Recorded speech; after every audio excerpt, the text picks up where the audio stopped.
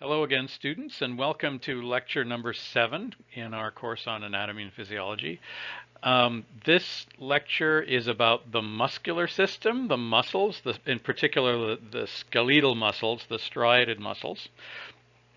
And this unit in the course is particularly important because we try to gear this course to people who want to go into all sorts of different professions, either into medicine or physiotherapy or nursing or medical laboratory technologists or things like that.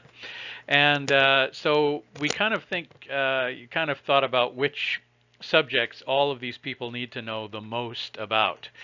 And it turns out that for most of the professions that people are interested in going into, such as physiotherapy, and kinesiology and other things like that, it's important to know about the muscles. And as a result of that, we spend a lot of time talking about the muscles in this course, and they have their own test. Towards the end, a little bit in a week or so, I'm going to be giving you a test that's exclusively on muscles. It'll be a 2-hour-long test that's exclusively on muscles, and it's worth 3% of your grade. And then there will be more questions on muscles in the midterm, and there'll be more questions on muscles in the final exam as well. So we're going to ask a lot of questions about muscles, but as you know, a lot of the questions for this course are multiple choice. In the future, we will have some questions that are not multiple choice, but most of the routine testing from week to week is multiple choice, and so there will be a lot of questions about muscles, and they will be multiple choice questions. Okay, so as I said, we're going to be devoting quite a lot of time and energy to studying bones and muscles in particular, in this case, because professions like physiotherapist and sports medicine and other things like that, you need to know a lot about the different muscle groups that control the different body movements. And so there will be a test on muscles all by themselves. This is an error. This is from a previous course where it was worth 5%. In this course, it's going to be worth 3%. And it will be a lot of multiple choice questions, some of which might be the list type questions where you match things to other, you match muscles to questions about muscles and so on. Okay, so what I'm going to discuss today, I'm briefly going to discuss the structure of muscles. And then once we've established the structure of muscles, we're going to learn the major skeletal muscles that move the body. And we're going to begin by looking at the muscles that move the skull. So when you move your head around, you nod your head or you shake your head or you look from side to side, you are using specific muscle groups. When you chew your food or when you speak, you're using specific muscle groups that are all involved in moving the skull. So as a separate unit, we will study all of those muscles. Then we will study the muscles that move the torso. So you already know some of them, the rectus abdominis. You know what those are. But in truth, there are not a lot of muscles that move the torso because the torso is not meant to be that flexible. Right, so we have a spinal cord that is our vertebra, our vertebral column, our backbone is made so that it can bend a little bit, but the spinal column is not that flexible, and so the torso is not meant to bend that much. It bends a little bit when you sit up. You do a sit up, it bends a little bit. You are bending the spine when you do that, but it certainly is not as flexible or easy to bend as your elbow joint, for instance. Okay, and then we're going to talk about the muscles that move the humerus. So the muscles that move the humerus are actually located on the chest and the shoulders. So the deltoid and the pectoralis major and the pectoralis minor, they are all actually involved in moving the humerus, not the whole arm per se, but just the humerus. And then there are muscles that are located on the humerus, basically, like the biceps brachii and the triceps brachii, that move the lower part of the arm, the radius and the ulna. And then there are a whole bunch of muscles that move the fingers and the thumb in the hand, so we'll learn about those. Some of the muscles are located within the hand itself, and we call those intrinsic muscles of the hand. Intrinsic. Some of them are located on the forearm, on the lower arm, and we call those the extrinsic muscles of the hand. Okay, then we'll learn about the muscles that are responsible for moving the femur.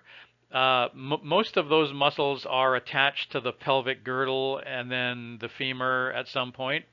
And then muscles that move the lower leg are on the femur itself. And then we'll learn about the muscles that move the foot. Most of the muscles that move the foot are located on the lower leg, attached to the tibia and the fibula. Right, so we'll learn about the muscles that move the foot last, and that's quite a lot of muscles to learn about.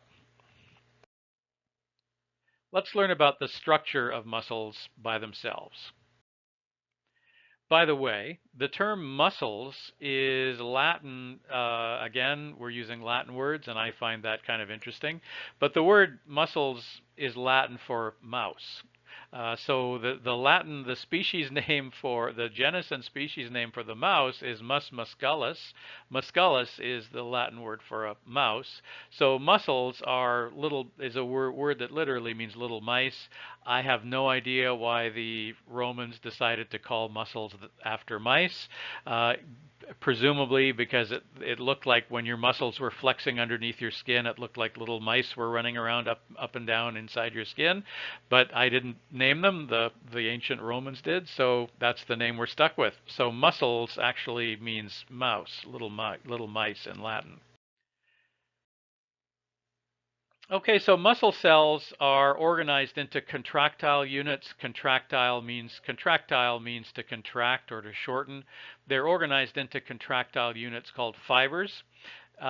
These are multinuclear cells, unlike most of the cells in the human body that only have one nucleus. What happens when the muscle fibers are forming is that during development, several cells will come together and kind of fuse together, and then you'll end up having several nuclei with a common cytoplasm and a lot of protein. That protein is used to make the muscle tissue. Most of the protein is actin and myosin. So actin, you already know about, is part of the cytoskeleton of cells. And then myosin is one of the most important proteins that you find in the muscle contractile units. Okay, so these contractile fibers are organized in structures called fascicles. Fascicles.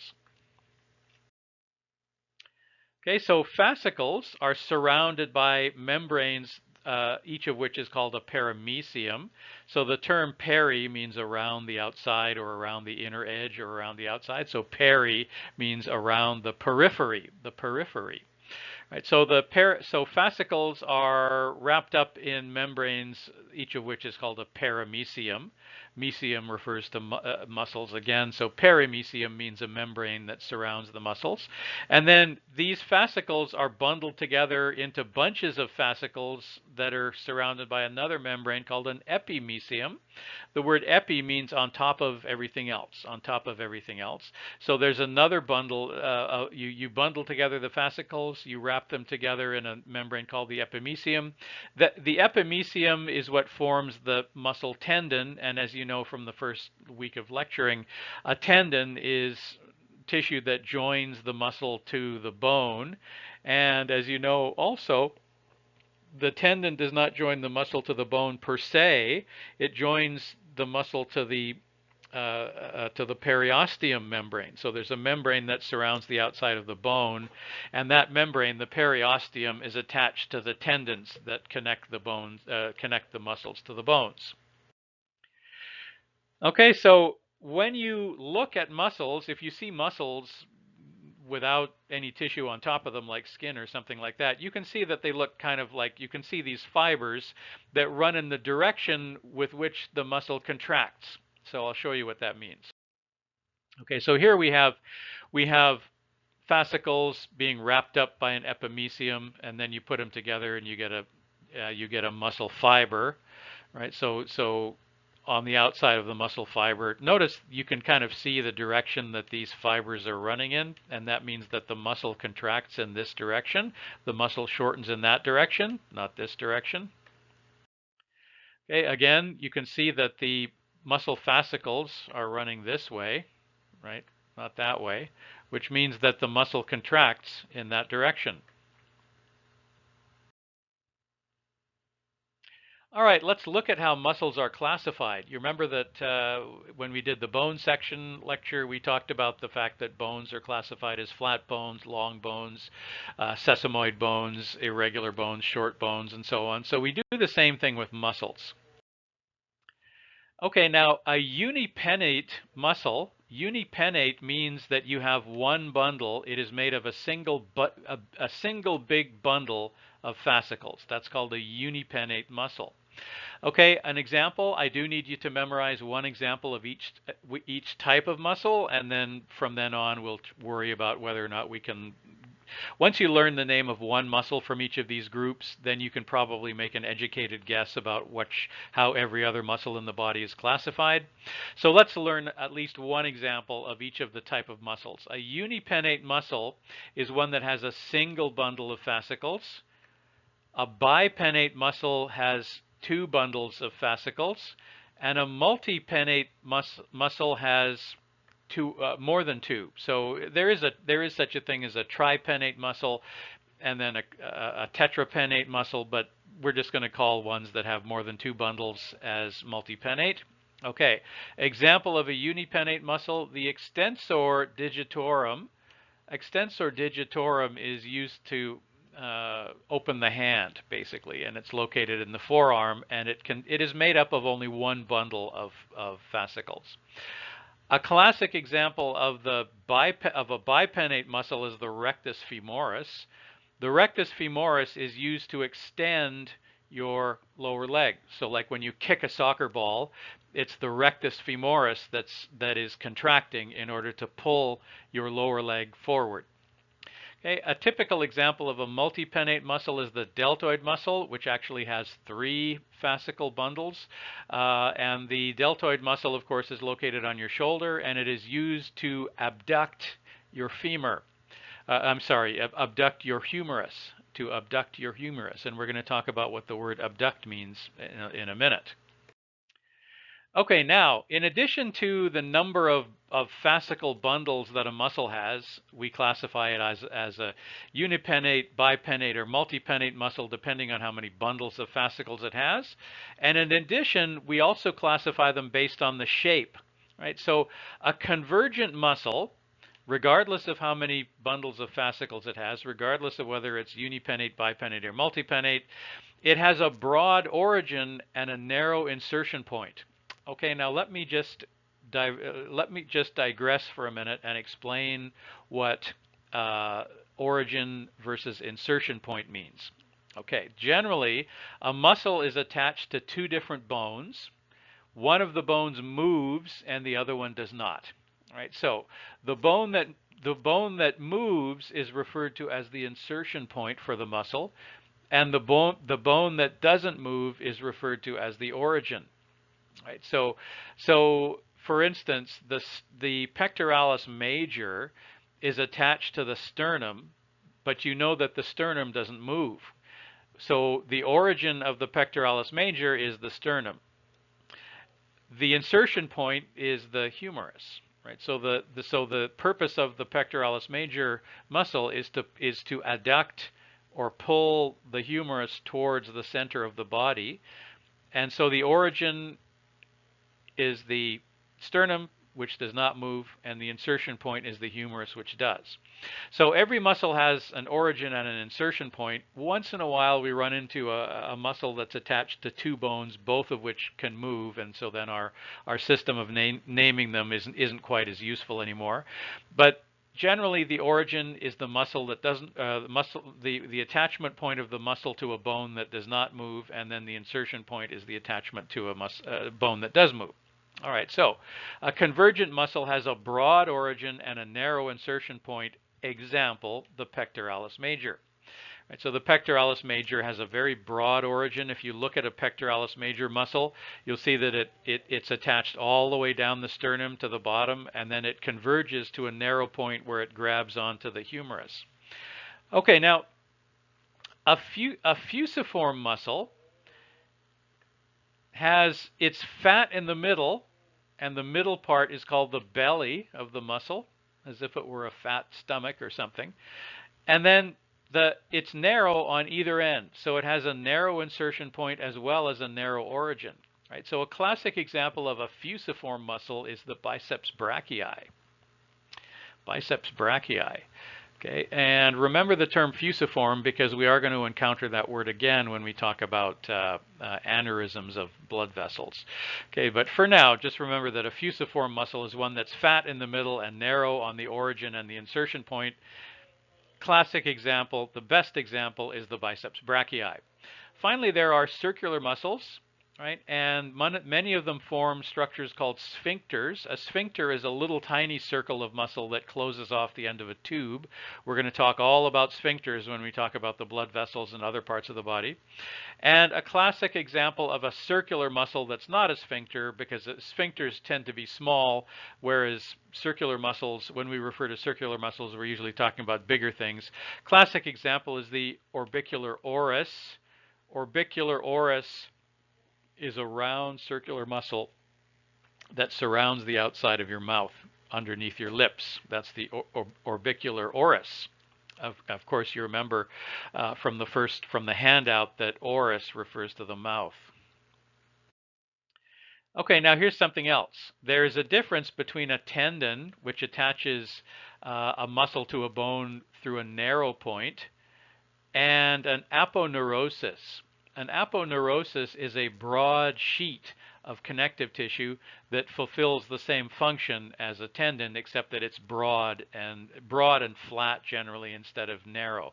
Right? So we have muscles, and those muscles are attached to the bones through tendons. We already know that they're not directly attached to the bone, they're attached to the periosteum. And they're attached to bones either through a narrow tendon or through a broad aponeurosis. Okay, here are the examples again. Right, so let's look at the classification of muscles. Okay, a unipennate muscle, classic example, the extensor digitorum. The word digitorum refers to the digits, and the digits are the fingers, right? So the fingers are the digits. So the extensor digitorum is an extrinsic muscle of the hand that makes the fingers open up, and it's made of a single bundle of fascicles. Classic example of a bipennate muscle, the rectus femoris, which is located in the leg. When you kick a soccer ball, it is because the rectus femoris has contracted, it's flexed, and then it causes the lower leg to move forward. Okay, classic example of a multipennate muscle is the deltoid, located on the shoulder. You can see clearly from this drawing that there are 3 different bundles of fascicles there. Okay, a classic fusiform muscle, the biceps brachii, which is located on the anterior side of the upper arm. It's used when you bend your arm, you lift your arm up, that you flex the biceps brachii, and it's a classic example of a fusiform muscle. The biceps brachii is also a bipennate muscle. All right, convergent muscle. The orbicularis oris is a classic example of a circular muscle.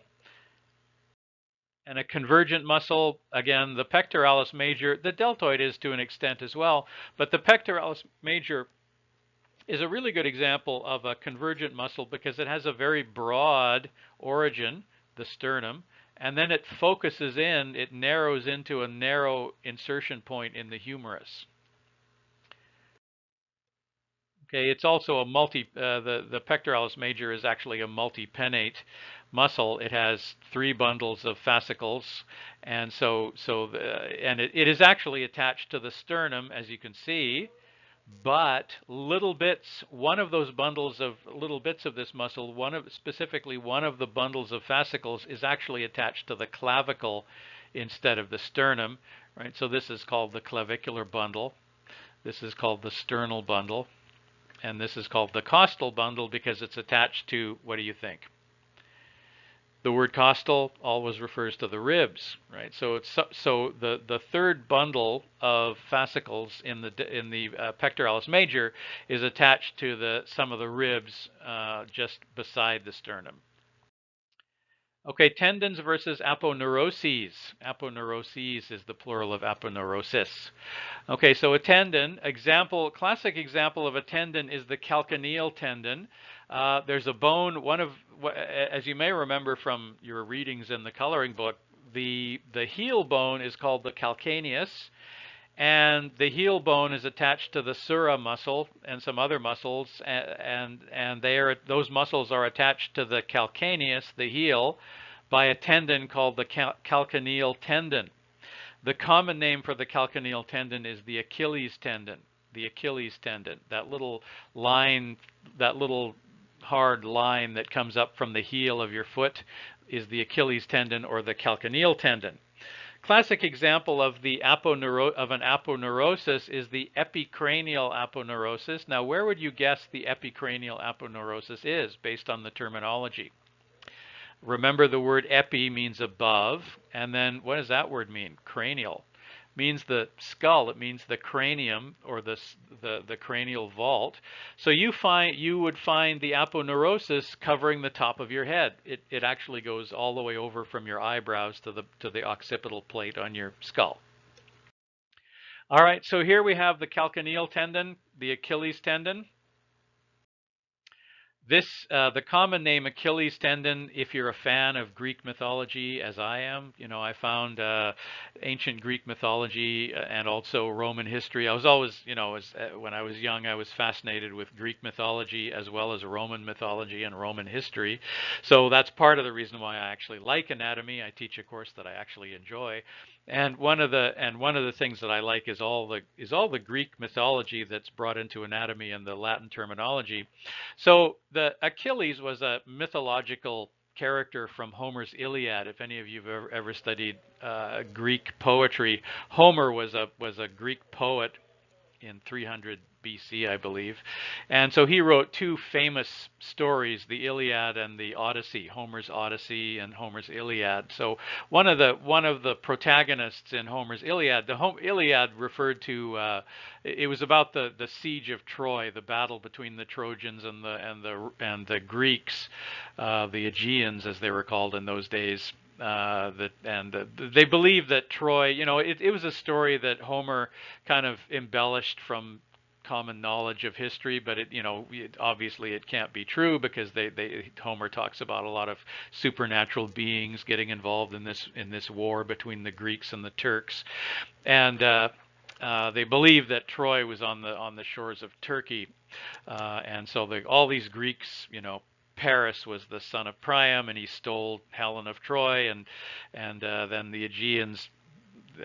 Was this the face that launched 1,000 ships?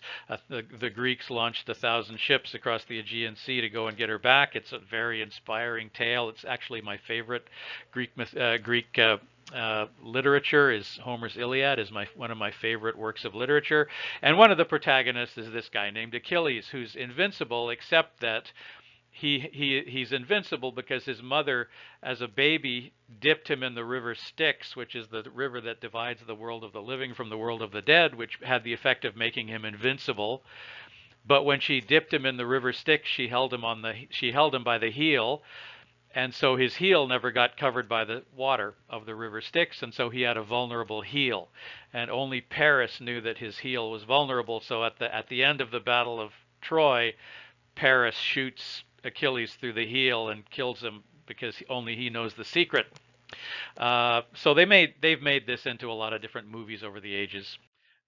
One of the latest one was in 2004 or something like that with Brad Pitt and Orlando Bloom. So Brad Pitt plays Achilles, and at the end of the movie, Orlando Bloom shoots him through the heel with an arrow, shoots him in the Achilles heel. So in English literature and English metaphors, the term Achilles heel means your weakness. Right, so it's a way of saying if there's a weak spot in the argument, you call it the Achilles heel of the argument or something like that. So it's also the term Achilles heel is also used as a metaphor for it's a figure of speech as well, right? A very useful figure of speech. Okay, so the Achilles heel, vulnerable spot. So the actual heel ligament, the calcaneal ligament is the technical name. It is commonly called the Achilles tendon. Sorry, it's called the calcaneal tendon, not the calcaneal ligament. All right, on to the aponeurosis, the epicranial aponeurosis to be specific. And there it is, sitting on top of the head, above the cranium, as you'd expect. Okay, epi above or on top of. Okay, a couple of terminologies that you should be familiar with. Remember, we said at the beginning of the semester that if you take any organ and you add the term itis to the end of it, that refers to inflammation of that particular organ.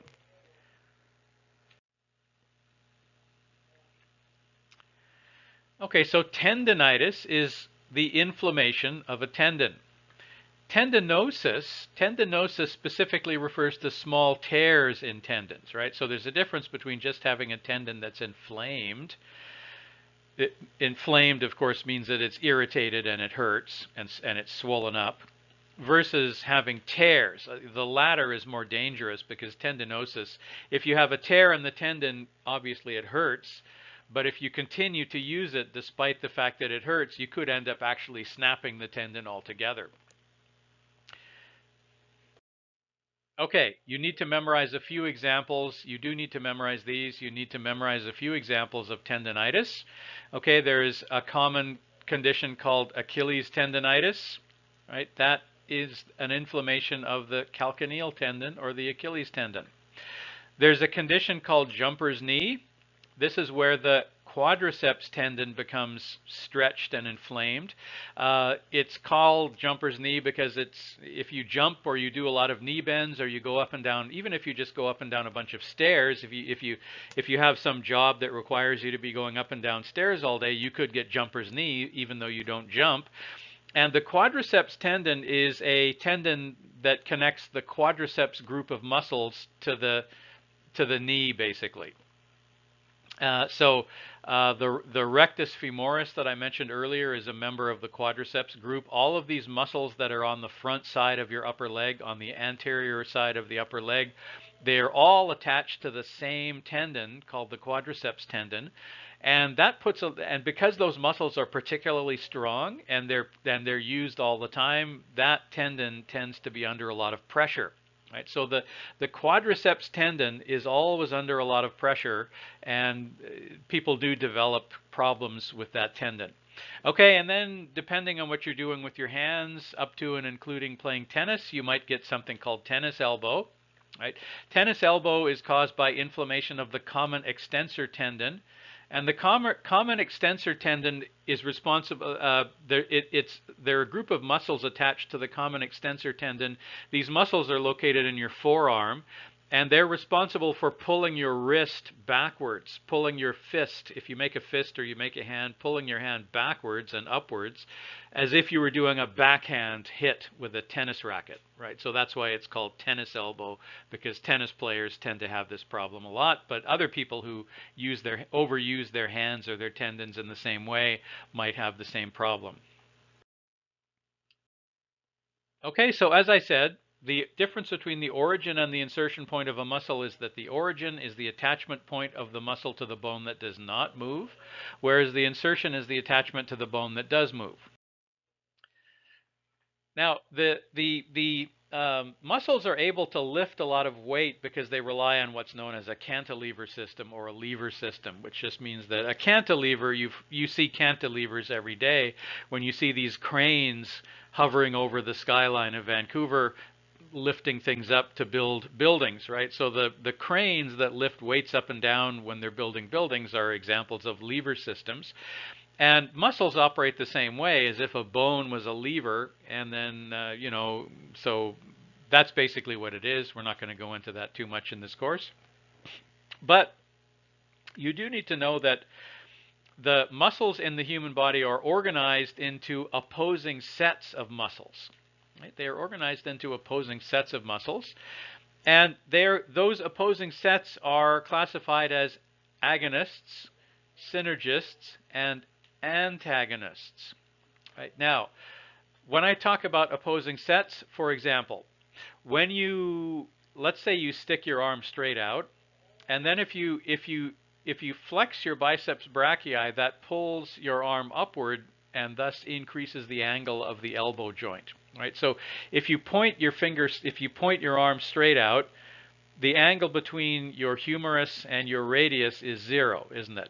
Now, if you flex your bicep a little bit until your arm stands straight up, until you're pointing straight up, so your humerus is still pointing straight out, but your radius is now pointing straight upwards, perpendicular to it. The angle is now it's now 90 degrees, isn't it? It's now 90 degrees. All right. So when you flex a muscle, it tends to increase the angle at the joint generally. Okay. Now, so the biceps brachii lifts the forearm up. If you want to pull it back the other way, there's a set of muscles on the posterior side of your humerus called the triceps brachii that pull it in the opposite direction. Right, so generally speaking, for every major muscle group, there's an antagonistic muscle group. Antagonistic means it's trying to do the opposite.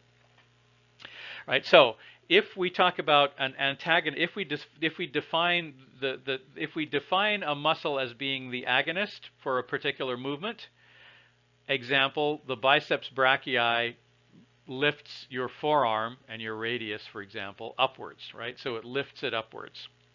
Okay, that is an agonist. We're going to classify the biceps brachii as the agonist for that movement.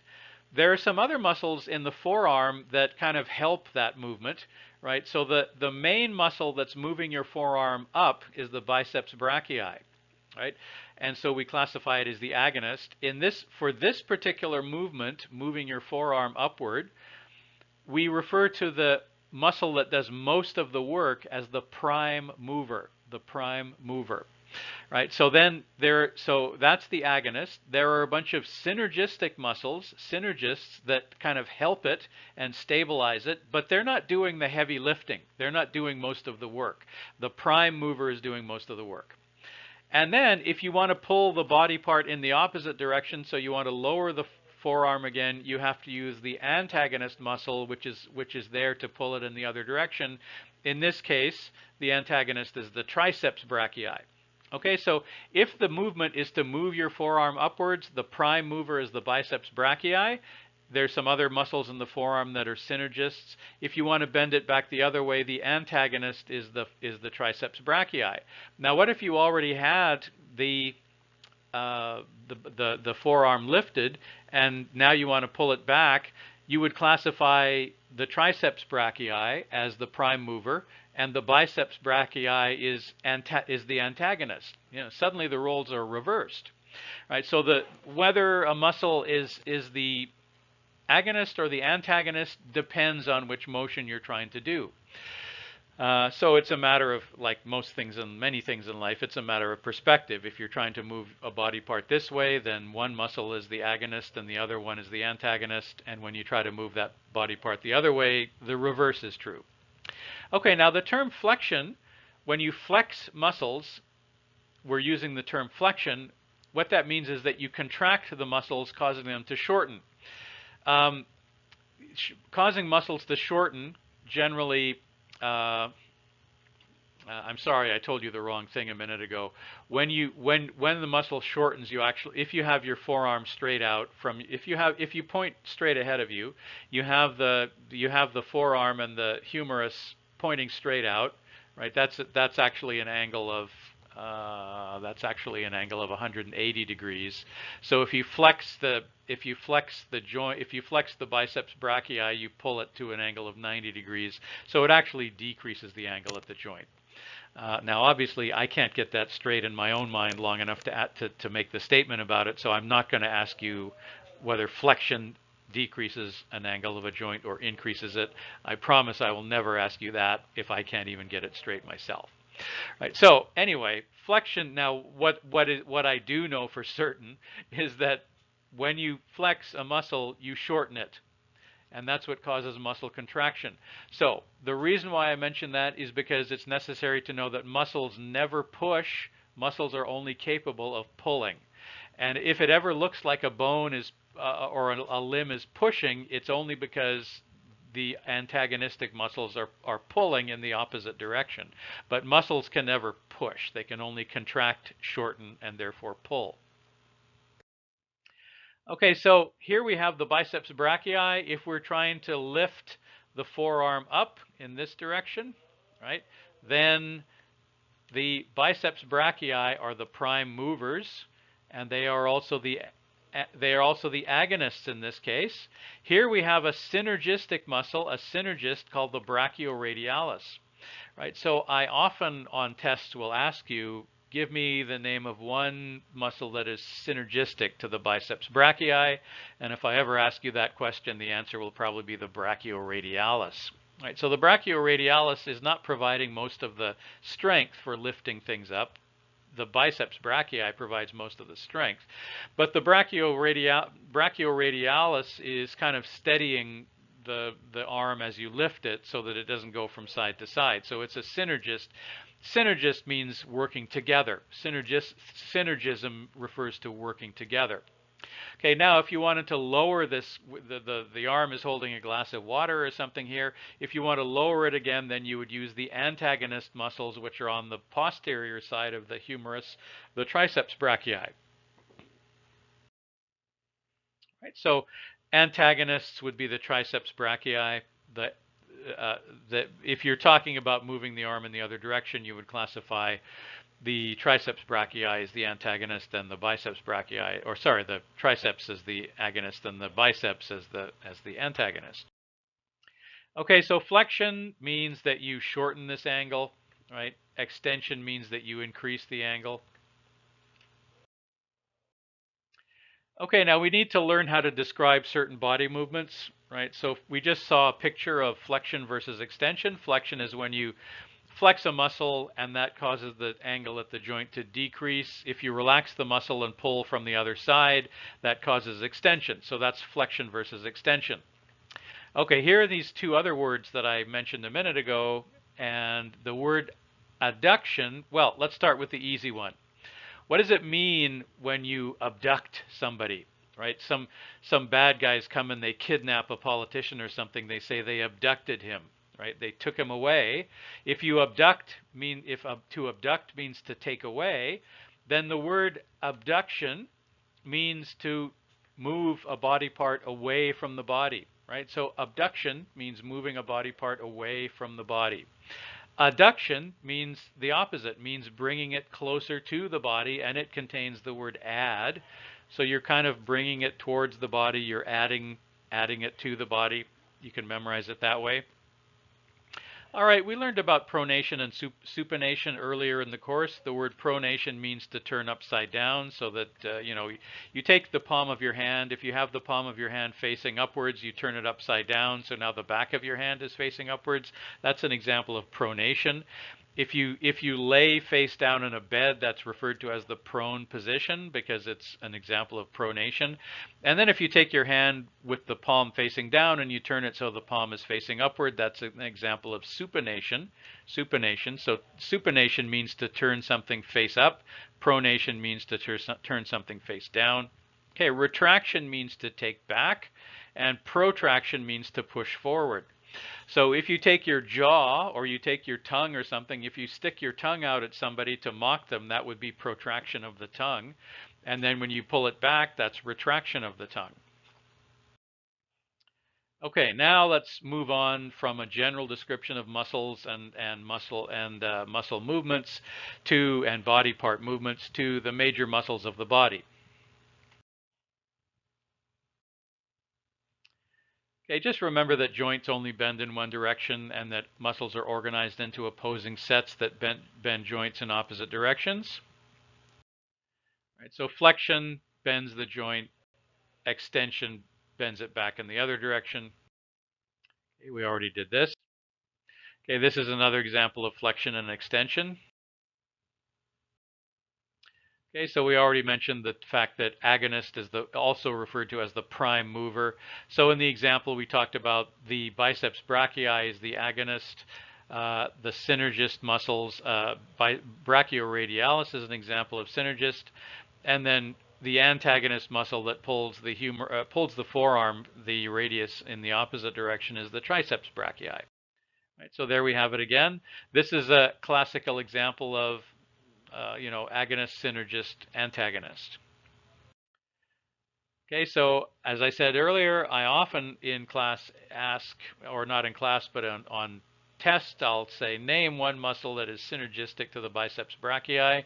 You would answer, in that case, brachioradialis. I would say, name one muscle that's antagonist to the biceps brachii, and then you would say triceps brachii. Right, so make sure you understand that kind of terminology. Right, so name one muscle that is antagonist to the biceps brachii. Of course, that would be the triceps brachii. Okay, so here's some other terms. The the biceps brachii is responsible for movement which is classified as radial flexion. Right? So when I say radial flexion, I'm referring to the radius. I'm referring to the radius bone. And if you flex your biceps brachii, that will cause the radius to move upwards, won't it? Decreasing the angle with the humerus. So that movement is called radial flexion. And then the opposite, when you bend it back using the help of the triceps brachii, that's called radial extension. Right? So sometimes movements are described that way in terms of radial flexion, radial extension, tibial flexion, tibial extension, if you're talking about moving your leg, your lower leg back and forth. Okay, so once again, attachment point, the insertion, the origin is the attachment point to the bone that doesn't move. The insertion is the part that does move. Example, for the biceps brachii, the origin of the biceps brachii is the coracoid process of the scapula. So you should memorize that if you can memorize it just well enough to recognize it as a multiple choice question. So remember where the scapula is. The scapula is commonly called the shoulder blade. Right, so commonly called the shoulder blade, and it's an attachment point for the biceps brachii, but it doesn't actually move when you flex the biceps brachii. Okay, now we mentioned earlier on in the course on the bone section, when we were talking about bone section, a tuberosity is a rough part, a kind of a bulge, a rough bulgy part of a bone where a tendon is attached. And in this case, the insertion point for the biceps brachii is the radial tuberosity. So right, just below the elbow, there's a rough spot on the radius, and it is called the radial tuberosity, and that is the insertion point for the biceps brachii. Right, so up here we have the coracoid process of the scapula, and down here we have the radial tuberosity, kind of hidden by the brachioradialis there, but that is the origin and the insertion point for the biceps brachii.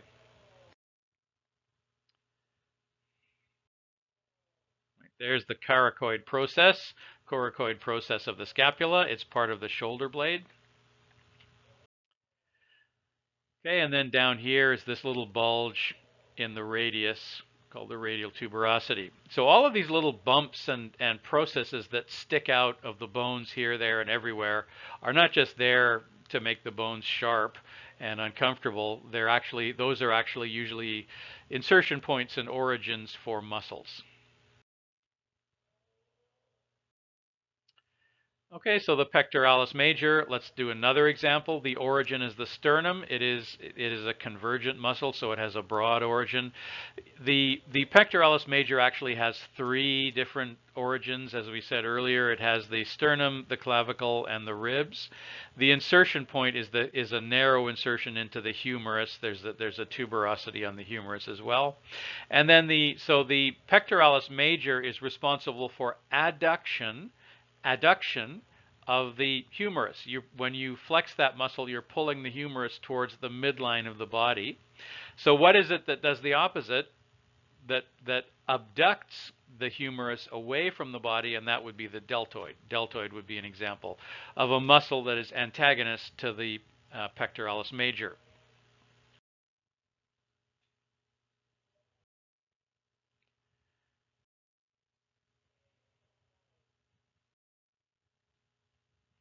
So here in this illustration here on the right, we have the pectoralis major and the deltoid together, and notice that the deltoid muscle actually obscures some of the pectoralis major.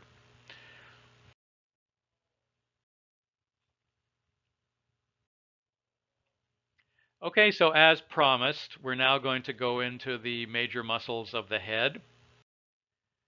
Okay, so a lot of these muscles we're going to leave to the lab exercises, the reading assignments in the coloring book, and so on. But we'll learn a few of the muscles responsible for moving the head. Okay, when we chew, when we chew food and when we speak, thus moving our mandible up and down, right? We use two muscles to do that. One of them is called the masseter muscle, and one of them is called the temporalis muscle. Right now, the masseter muscle has an origin in the zygomatic arch, right? So there, right? I'm sorry, this, right? The cheekbone, the zygomatic arch is there, and it inserts into the mandible down here, right? So that's basically the masseter muscle. And then the temporalis muscle, you would think from the name that it's attached to the temporal bone of the skull, but it's not. There are two lines on the parietal plate called the superior and the inferior temporal lines, which is a little bit confusing.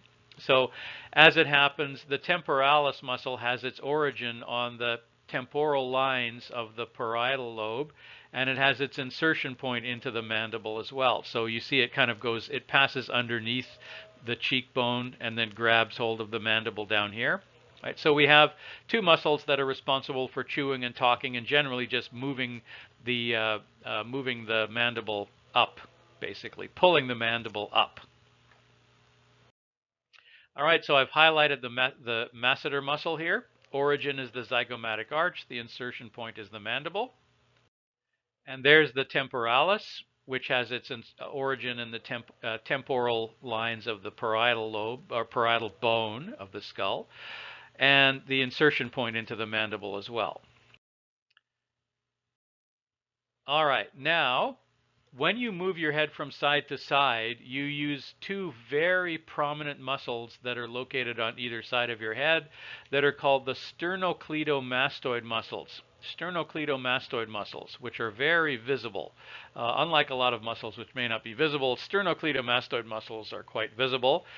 They get their name because they have their origin in the sternum and the clavicle, and they have their insertion point in the mastoid process of the temporal bone, which is this. Right? This point, not the little point, but the large point. That is called the mastoid process of the temporal bone. You need to know what that's called. You need to know that because it is the insertion point for the sternocleidomastoid muscle.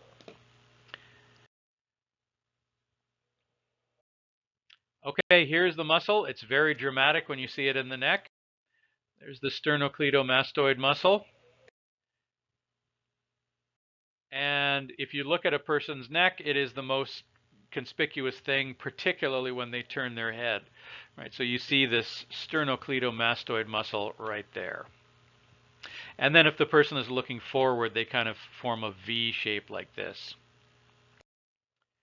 All right, let's look at the muscles supporting the spinal column, and there are a lot of them. We're not going to learn all of them. All right, the erector spinae group are deep muscles of the back. Remember what we mean by deep muscles and what's the opposite of a deep muscle? A superficial muscle. So deep muscles are located far away from the skin, and they're usually located underneath superficial muscles. Superficial muscles are the ones that are located just underneath the skin. Right? So we have three different sets of muscles that are located underneath some of the other back muscles. These three groups of muscles are responsible for holding our backbone straight when we stand up. As we get old and those muscles weaken, or if we develop a pot belly or something like that, it becomes more and more difficult for those muscles to hold the spine straight up. This is a problem that only humans have because humans are the only animals that walk upright. Everything from a chimpanzee on down spends a certain amount of time walking on all fours. Certainly the hooved animals like horses and sheep and so on, they don't have to worry about standing. They don't have to worry about erecting their spine because they walk on all fours. And then the apes, the primates, sometimes you've seen them, they sometimes walk around on their knuckles as if they were front limbs. But humans are the only ones that spend all of their time walking around upright, and so the erector spinae group of muscles develops a lot of problems with it. Okay, so the three groups that make up the erector spinae group are called the iliocostalis group, which are located farthest away from the spinal column, the longissimus group, which are located sort of in the middle, and then the spinalis group, which are located basically right next to the spine. Okay, and so these groups of muscles in the erector spinae group are responsible for backaches for a number of reasons. So as I said, other animals don't have this problem because they have a forward set of limbs that they walk on to kind of stabilize the spine. It's not necessary for these muscles that are back here to be holding the spine upright the way they are in humans, right? So in humans, these muscles often encounter all kinds of problems. Everything from developing a pot belly, which pulls the spine this way instead of straight up, right? This is the ideal position to be standing in. So standing up straight when your parents were telling you to stand up straight when you were a child and your teachers were telling you to stand up straight and not be a sloucher. They weren't just doing that for decorum. They weren't just doing that for your physical appearance. They were trying to infuse in you a life habit that will prevent you from having back problems. And it is true that if you make an effort to stand up straight as best you can for your whole life, you will suffer fewer back problems. Now, if you have, for whatever reason, you have extra weight on the front of your body, that can cause back problems that are very difficult to avoid, right? So one of which is if you develop a pot belly like this, if you develop a large stomach, a large belly, that has the effect of pulling the spine forward like that, as if you had lordosis. And many women find that when they get to be older, their breasts just keep on growing, and if you have especially large breasts, it does cause back problems. It does cause severe back problems in women. Okay, so the iliocostalis group is the most lateral of the three groups.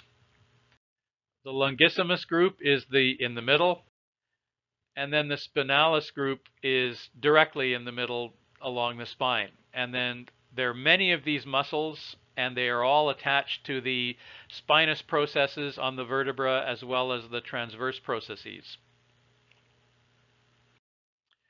All right, now let's move on and look at the muscles that support the abdomen.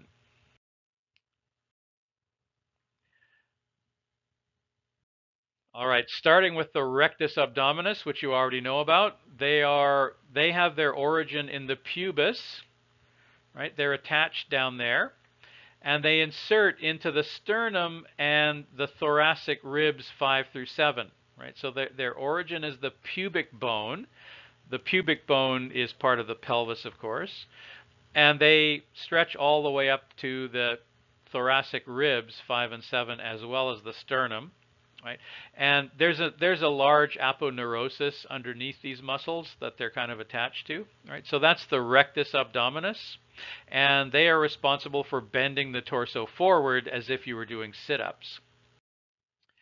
Okay, now if you do sit-ups, there's a Canadian, just as a matter of humor, there's a North American saying that if you develop these muscles, notice that there's 6 of them. If you develop these muscles have 6 bellies, right? If you develop them in North America, we call that a six-pack, is a slang term. It's a clever slang term. And it comes from the term six-pack, which is the way they sell cans of beer. And that's an ironic joke because if you drink beer, you will not have a six-pack. You will have something called a keg. Right? So you call this a beer keg, right? So if you drink beer, you will not have a six-pack. You will have a keg instead. All right, so that's the rectus abdominis muscles. Now let's look at the quadratus lumborum, which are responsible for bending the body from side to side. They originate in the ilium, and they insert into ribs 12 as well as the lumbar vertebra in the back. Right, so there is the quadratus lumborum. Right, so they are attached to the ilium here. Right, and then they're attached to rib number 12 here, as well as some of the lumbar vertebra 1 through 4 in the vertebral column. So when you bend side to side, direct without bending forward or backwards, you just bend side to side. It's the quadratus lumborum that are responsible for that movement. Okay, then the iliacus muscles bend the trunk forward. So when you're doing sit-ups, as an exercise, you're doing sit-ups, the iliacus muscles are also working to a certain extent. They have their origin in the iliac fossa and the iliac crest, right? So they're attached to that part of the ilium bone, the ilium, right? And then they pass through the pelvis and they insert into the femur, right? So they have their origin in the pelvis. They pass through the pelvis and attach to the femur down here. That's the iliacus muscles, and of course you have a left and a right iliacus muscle. The psoas major muscles are located on the inside. They are attached to the lumbar vertebra L1 through L5. Right, they're attached to these lumbar vertebra, and then they again pass through the pelvis and they attach to the femur down here. Okay, now if you do this exercise, you're using the psoas major. You can also use the psoas major if you do sit-ups. Personally, I prefer this exercise. It's less hard on the body. So if you do these leg lifts, the psoas major and the iliacus muscles, they work in the same direction. So if you're laying down and you flex those two muscles, you'll sit up. But if you're standing up and you lift your legs as if you're doing knee lifts, you're also exercising the same two muscles. Okay, why do I mention that? Well, there are two careers that people often go into that take courses like this.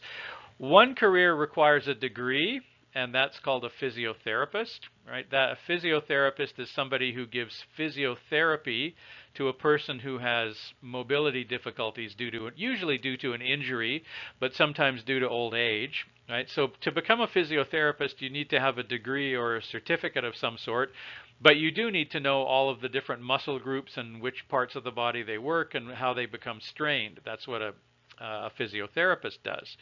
On the other hand, there's another profession that doesn't require a degree, which is called a personal trainer, which is just somebody who works in a gymnasium and shouts at people when they're not exercising hard enough to give them some incentive to exercise harder.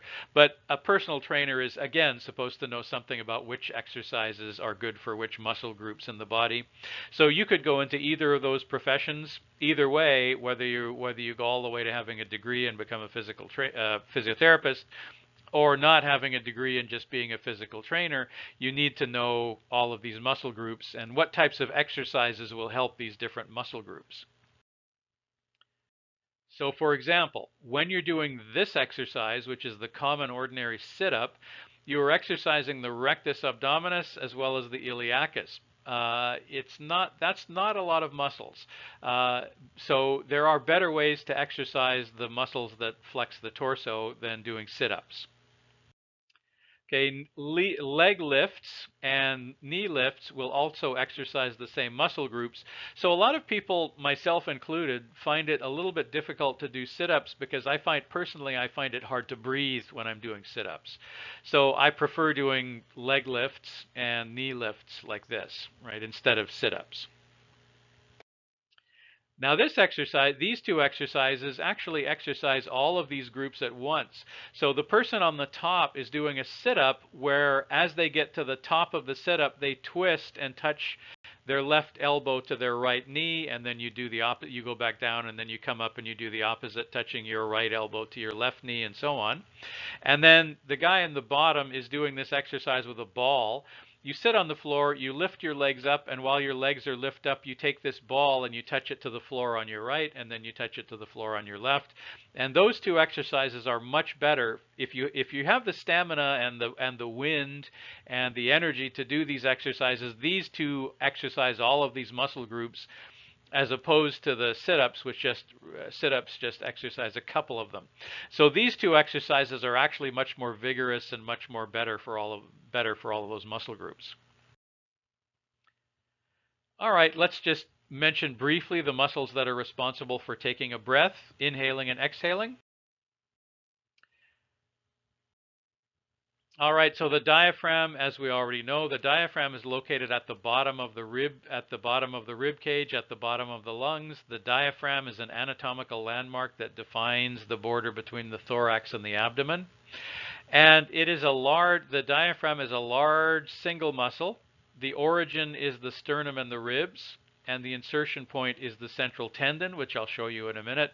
Central tendon is just it's basically it's called the central tendon, but ironically it's an aponeurosis that's located at the center of the diaphragm. Right, now the diaphragm, when you flex it, it has the effect of pulling the lungs downwards, which has the effect of increasing their volume, and that has the effect of sucking air into the lungs. Right, so when you want to inhale, it's because you use several different muscles, but the major muscle that you use to suck air into your lungs is the diaphragm. So when you flex the diaphragm, it pulls the lungs downwards and increases their volume. If you increase the volume of the lungs, that creates negative pressure and sucks air into the lungs. Okay, so there's what it kind of looks like. It's attached to the sternum and the ribs on one side, and it kind of runs down the spine at the back on the posterior side as well. And in the center, there's a central aponeurosis called the central tendon. Okay, so here the reddish part here is meant to be the muscle bundles. And then the white part is actually the central tendon. If you take the diaphragm out, it looks like this. It's kind of shaped like a parachute. So it looks kind of like a parachute. And it is used to increase the size of the lungs to draw air inside. Here's the central tendon visible, this white part in the middle. That is actually what I would define as an aponeurosis, not a tendon, but I didn't name it. And notice also that the vena cava, which is the main vein in the body, runs through that, as well as the esophagus, which is what we use to swallow food. So the stomach is just on the other side of it. And then the aorta, the abdominal aorta, passes through the diaphragm as well. That's the main way that fresh oxygenated blood gets down to the bottom of the body.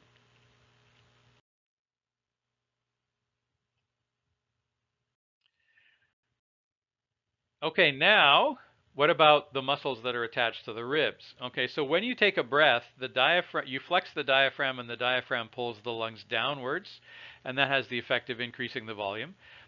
Meanwhile, the external intercostals pull the ribs upward and outward, which also has the effect of increasing the lung volume.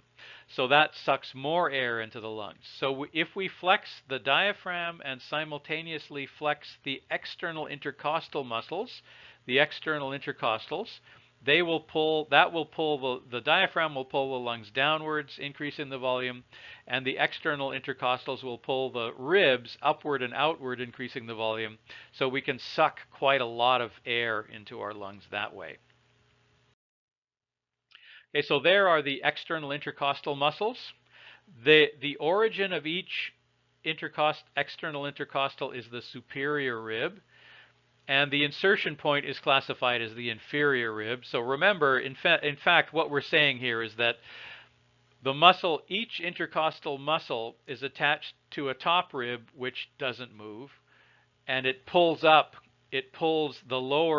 inferior rib upwards. And so the inferior rib is moving upwards. And in keeping with our definition of the origin as being the bone that doesn't move and the insertion point as the bone that does move, if you have a muscle that's pulling the lower rib up, then the lower rib is classified as the insertion point. Okay, so they pull the ribs upwards and outwards, increasing the volume.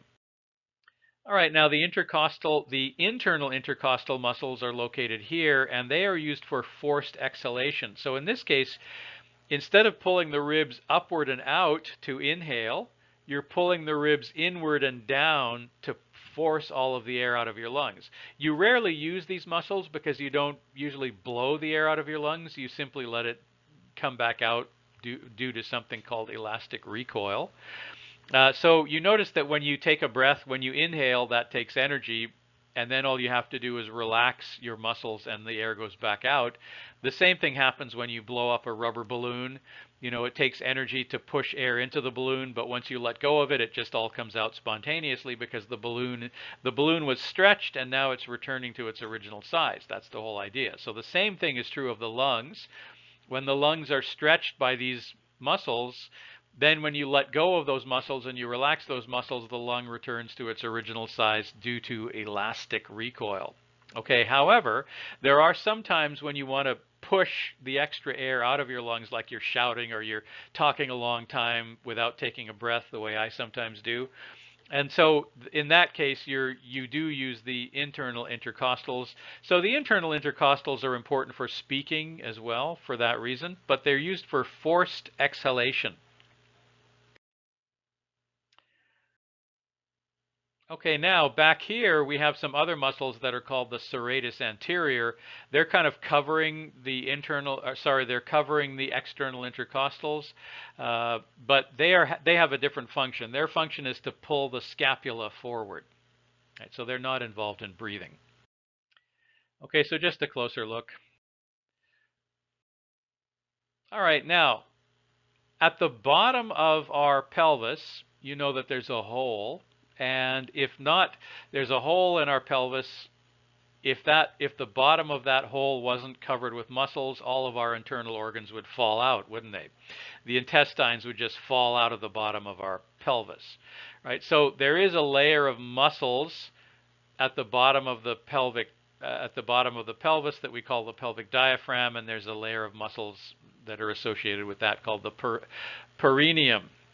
Sorry, I apologize. The perineum. The perineum.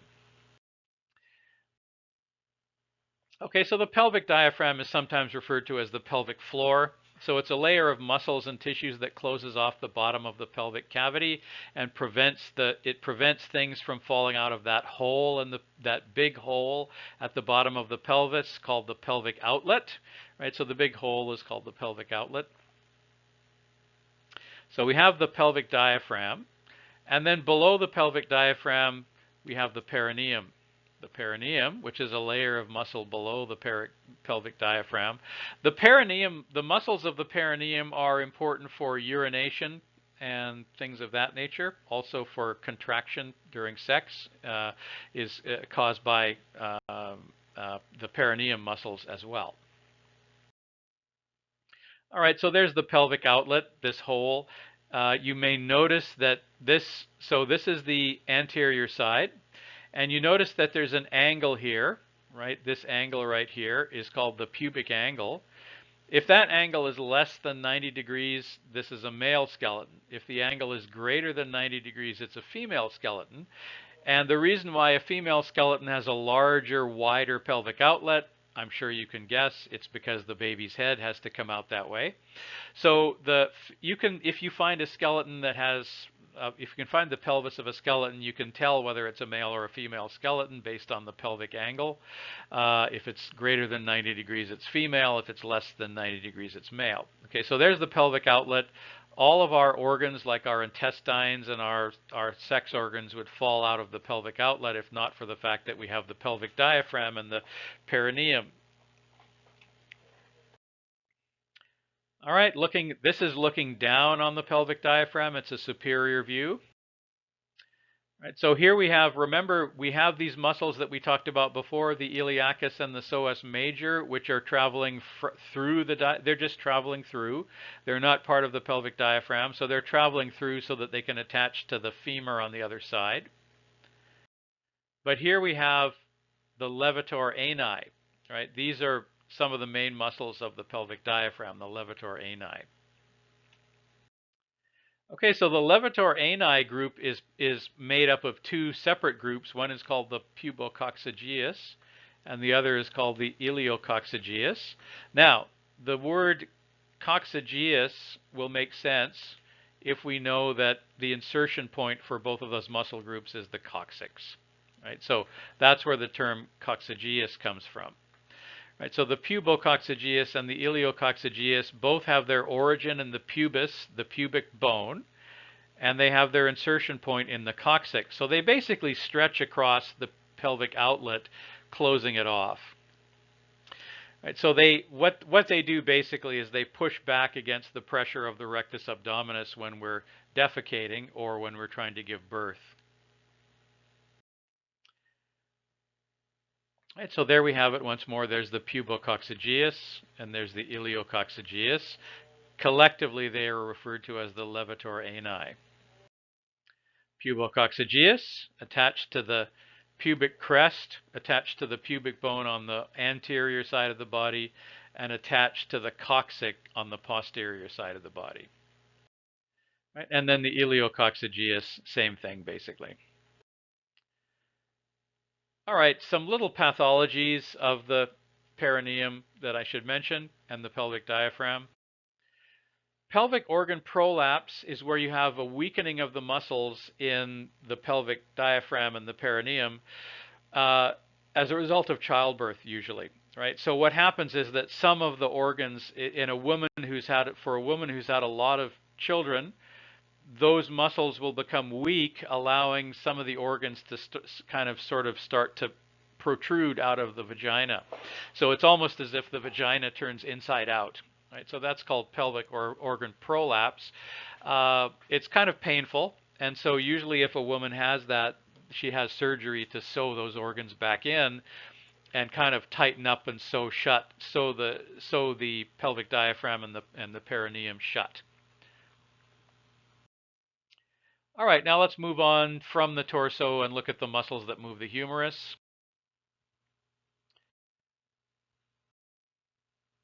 Okay, on the anterior surface, we have the pectoralis major, which is a superficial muscle. We have the pectoralis minor, which is a deep muscle located underneath the pectoralis major. We have the deltoid, and we have the serratus anterior muscles, which I mentioned a minute ago when we were looking at the ribs.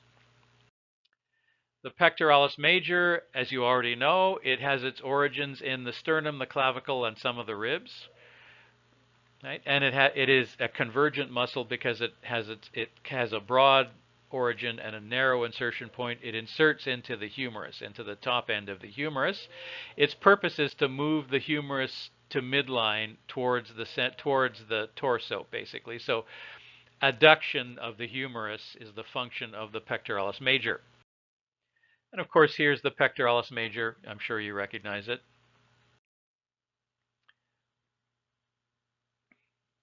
And the antagonistic muscle set is the deltoid, as well as some others.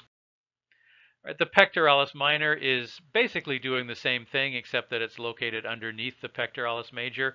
The origin is the top of the ribs, and the insertion point is the scapula. And again, it pulls the humerus to the midline of the body. Right, so if you cut away the pectoralis major muscle as they've done here, right, so they've cut away the pectoralis major, exposing the pectoralis minor underneath. So pectoralis minor muscles. Deltoid muscle, it has its origin in the clavicle and the scapula. Scapula, the shoulder blade, of course, the clavicle meaning the collarbone. And it inserts into the humerus, and its purpose is to raise the humerus upward and outward, and therefore it is antagonistic. It's an antagonist to the pectoralis major and minor muscles are antagonistic to the deltoid muscle and vice versa. So those two muscle groups are antagonistic to one another. Right, there it is, the deltoid. It's a multipennate muscle. The serratus anterior it's a bunch of little muscles that each originate at the top of the top ribs, and then they insert into the scapula. Their purpose is to pull the scapula forward by a few centimeters, 1 or 2 centimeters. And the serratus anterior. You know what a serrated edge of a knife is? You see a knife that has that kind of jagged edge that's called a serrated edge. Well, serratus means jagged looking, right? And so these muscles are kind of bumpy looking, so they look a little bit jagged. And they pull, if you extend your arm as forward as possible, you're using the deltoid muscle will pull your arm forward as if you were punching a punching bag or something. And then if you want to pull it forward a little bit more, you would flex the serratus anterior muscles, which would give you another 3 centimeters, perhaps 2 or 3 centimeters extension or protraction of the fist forward, right? And so boxers actually make use of that muscle quite a lot, right? So it's used to pull the scapula forward. Boxers have it's literally referred to as the boxer's muscle, because if you have people who spend all their time punching forward with their fists, you develop these muscles. These muscles get quite big because they're used to add extra strength to the punch, basically. Right? The pectoralis minor is not the serratus anterior. They're the serratus anterior. All right, so the deltoid has some of the parts of the deltoid is on the back, right? So the deltoid muscle is here, right? Do not confuse it with the latissimus dorsi. We're going to discuss that next. Okay, so there is the serratus anterior. And then on the posterior side of the body, we have another set of muscles called the latissimus dorsi. And then we have another muscle called the trapezius muscle, which is also located on the posterior side of the body. All right, now when you do push-ups, which muscles do you think that you're using? This is for those of you that are interested in becoming a physiotherapist or a kinesiologist or a physical trainer. Okay, what muscles do you think you would use when you're doing push-ups? Well, it turns out when you're doing push-ups, you're using the deltoids, the triceps brachii, and the rectus abdominis. And probably, depending on how good you are at doing push-ups, you're using the serratus anterior as well. Right, so the biceps, the triceps, definitely not the biceps. The triceps brachii, the deltoid, the pectoralis major, and the rectus abdominis, and the serratus anterior are the muscle groups that are used when you do push-ups. So this exercise is called push-ups. These are the muscles you use. You should memorize them because I sometimes ask about this on a test. Right, so these are the muscles that you use when you're doing push-ups. If you're a woman and you don't have quite as much upper body strength as a man does, that's natural. You can sort of lessen the amount of energy or lessen the amount of strength that a push-up takes if you do the push-up on your knees instead of your toes. So if you have a lot of strength and a lot of athletic ability and you're female, you can do the regular push-ups. If you're just starting and you have yet to build up your strength, you can do it this way, where you do the push-ups on your knees. Okay, this exercise is particularly good, called the plank.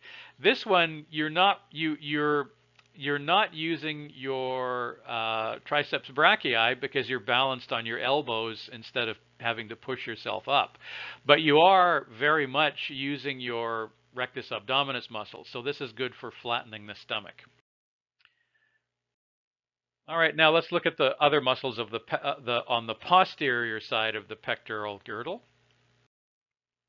We have the trapezius, the rhomboid major, the rhomboid minor, and the latissimus dorsi on the posterior side of the body, of the torso. They are involved in moving the humerus, though, so they're still part of the pectoral girdle. Okay, so the trapezius, of course, it is kind of, well, it's attached, it originates in the skull, and then it inserts it into the scapula, right? And it elevates the shoulders. And the scalene muscles are a group of muscles that are synergistic to the trapezius. So I might ask you which muscles are synergistic to the trapezius. So when you shrug your shoulders, you lift your shoulders up and down, you're using the trapezius as well as the scalene muscles. Those two muscle groups are very important for shrugging your shoulders. All right, so there you see the trapezius muscle on the back, right? And then located underneath the trapezius, you can't see them on this side, but you have the scalene muscles underneath there, right? And then over here, we have the rhomboid major and the rhomboid minor underneath the trapezius, so they're not visible if the trapezius is there. But they're both the rhomboid major and rhomboid minor are deep muscles, so you wouldn't see them. Okay, superficial and versus deep. Okay, so the rhomboid major and the rhomboid minor muscles are also used for lifting, elevating the shoulders, and they have their origin in the thoracic vertebra, right? So they originate in the thorax, and then they insert into the scapula, and they are meant to stabilize the pectoral girdle during movements. A lot of muscles, so muscles you have prime movers that are doing most of the hard work of a body movement, and then you have some synergists, and so the rhomboid major, rhomboid minor are usually used for stabilizing movements of the pectoral girdle, rather than doing heavy lifting or heavy punching or anything like that the deltoid and the pectoralis major and minor would do. Okay, so rhomboid major, rhomboid minor are both deep.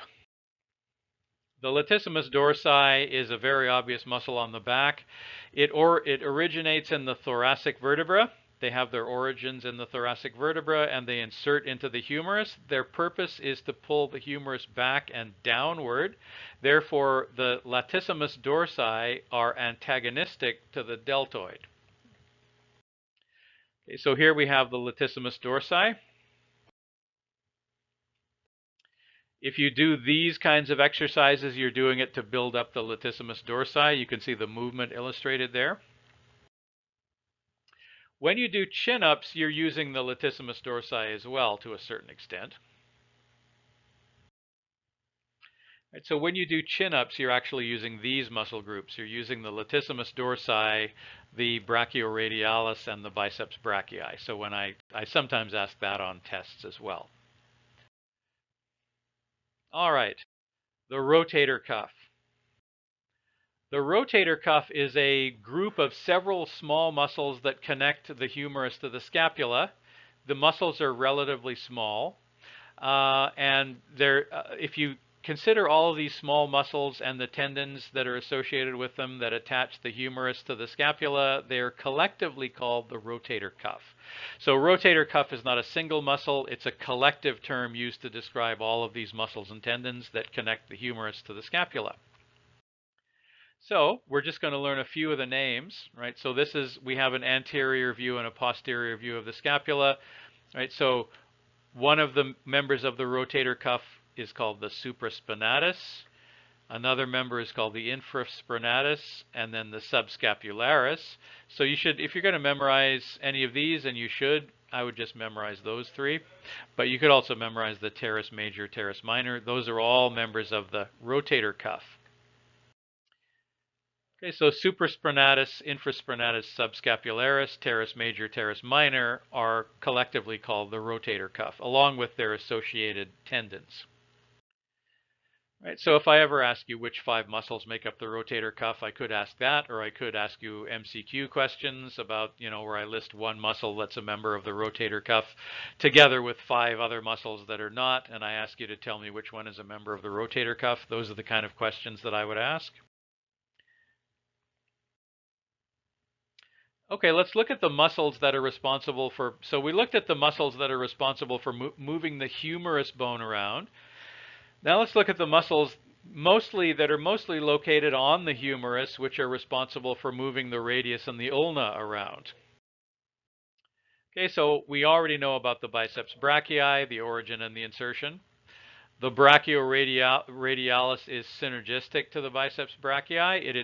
It has its origin in the humerus and its insertion point into the radius. And then the triceps brachii. The triceps brachii has its origin in the scapula and its insertion into the ulna. So these two, the biceps brachii and the brachioradialis, are responsible for flexion or radial flexion. And this is responsible for radial, triceps brachii is responsible for radial extension. And these two are antagonistic to each other. So these two synergize with each other. And these groups are antagonists.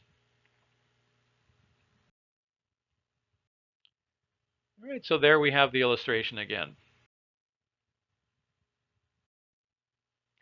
All right, now let's deal with the muscles moving the hand. Okay, as I said earlier, we have intrinsic muscles of the hand, which are located actually within the hand itself, and intrinsic muscles that are located within the hand itself and are responsible for bending the fingers back and forth. And we have most of the strongest muscles that control the hand are not located in the hand. They are extrinsic muscles of the hand.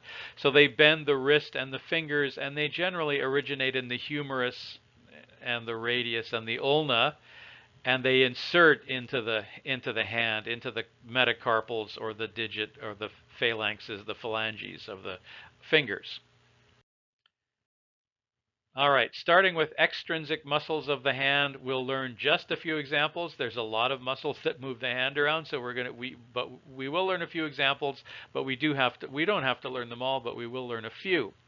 Okay, first of all, flexor carpi radialis and extensor carpi radialis longus are responsible for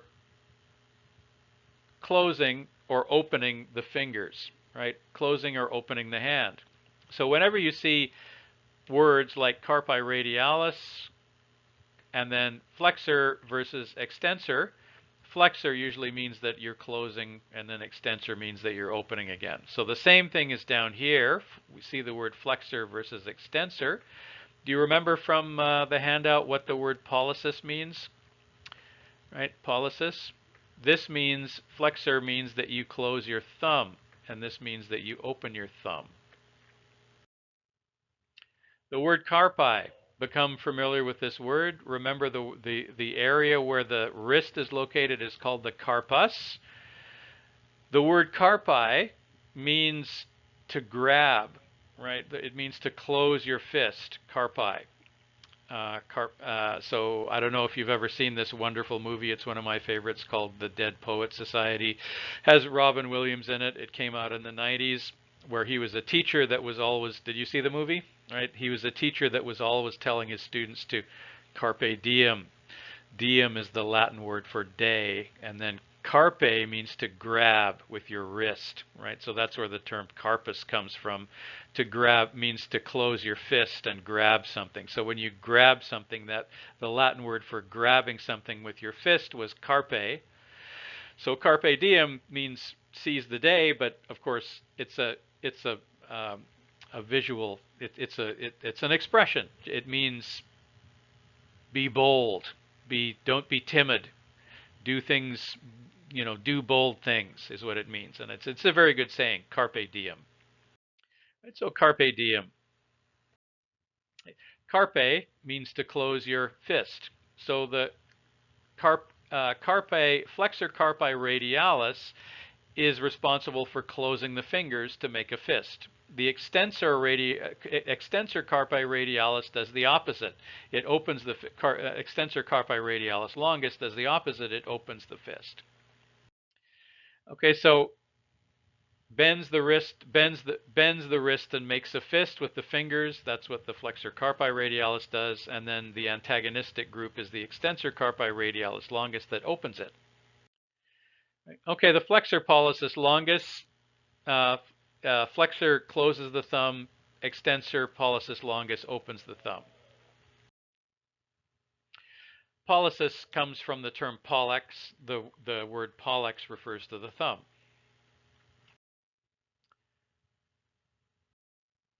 Okay, the flexor carpi radialis originates in the humerus and it inserts into the second and third metacarpals. Right, so remember that the thumb is number 1, the index finger is number 2, and the middle finger is number 3. The extensor carpi radialis is located, but I should mention that the flexor carpi radialis, as you would expect, is on the anterior surface of the radius. Right, so it is on the anterior surface. So when you close your hand, it's because the fingers are being pulled towards the anterior surface of the radius, aren't they? And then when you open your hand, the fingers are being pulled towards the posterior surface of the radius. And so that's extension And so, as you would expect, the extensor carpi radialis is located on the posterior side of the radius. And it originates in the humerus and it inserts in the third metacarpal. Right, so here we go.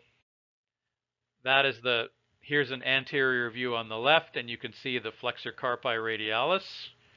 And there's a posterior view on the right. You can see the posterior view on the right. You can see the extensor carpi radialis longus. So we're looking at the back side or the posterior side of the forearm there, and we're looking at the front side or the anterior surface of the forearm there.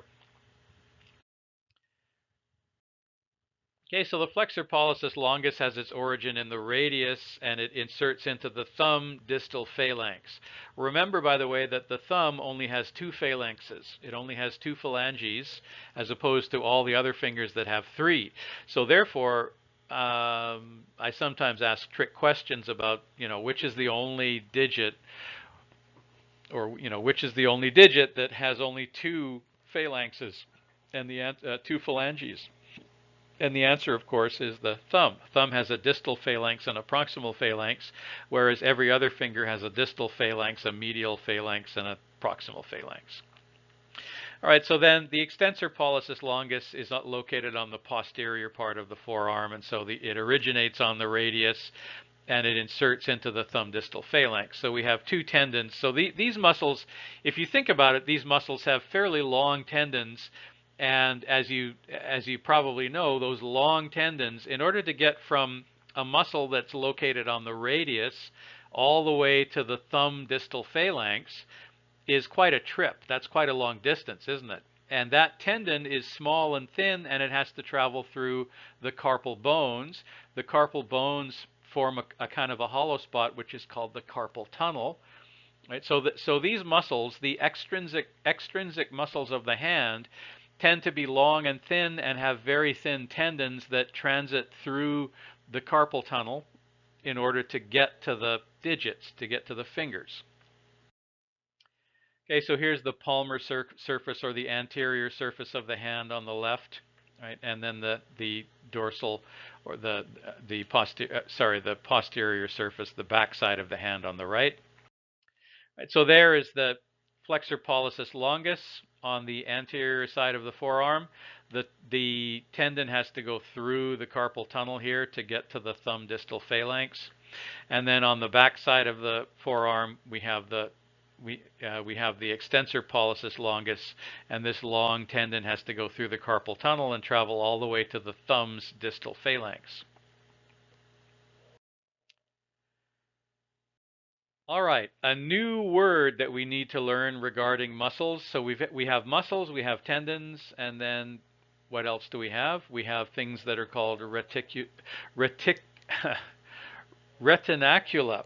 I have terrible trouble with that word, retinacula. And a retinacula are bands of fibrous connective tissues that hold bundles of tendons together for support.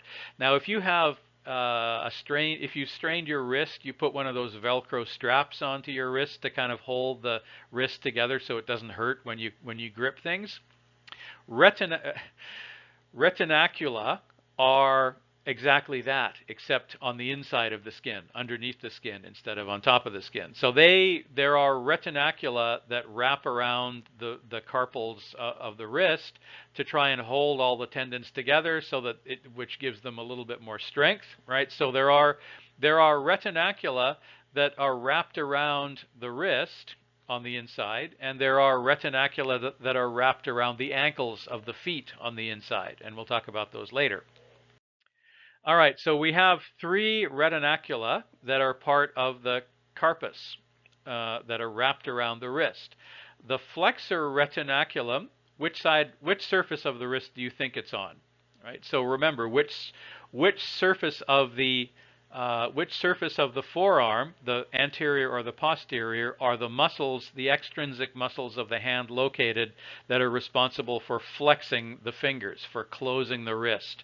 Are those muscles located on the anterior side or the dorsal side, the anterior side or the posterior side? Right. So if you guessed or you figured out based on your knowledge of anatomy, that the flexor muscles, the extrinsic flexor muscles of the hand are located on the anterior surface of the forearm. So the flexor retinaculum is located on the palm, over the palmar surface of the wrist. It's located on the anterior surface of the carpus. There's another one called the palmar carpal ligament, which is also located on the anterior surface. And there's also the extensor retinaculum, and then you know that the extensor muscles of the hand are located, the external extensor muscles, the extrinsic extensor muscles of the hand are located on the posterior side of the forearm, and so the extensor retinaculum is located on the back side of the wrist. Right, so there we have the palmar carpal ligament, right, and the flexor retinaculum on the front side of the wrist, looking just like one of those wristbands that you put onto your wrist when you have a strained wrist. And on the back side of the wrist, you have the extensor retinaculum.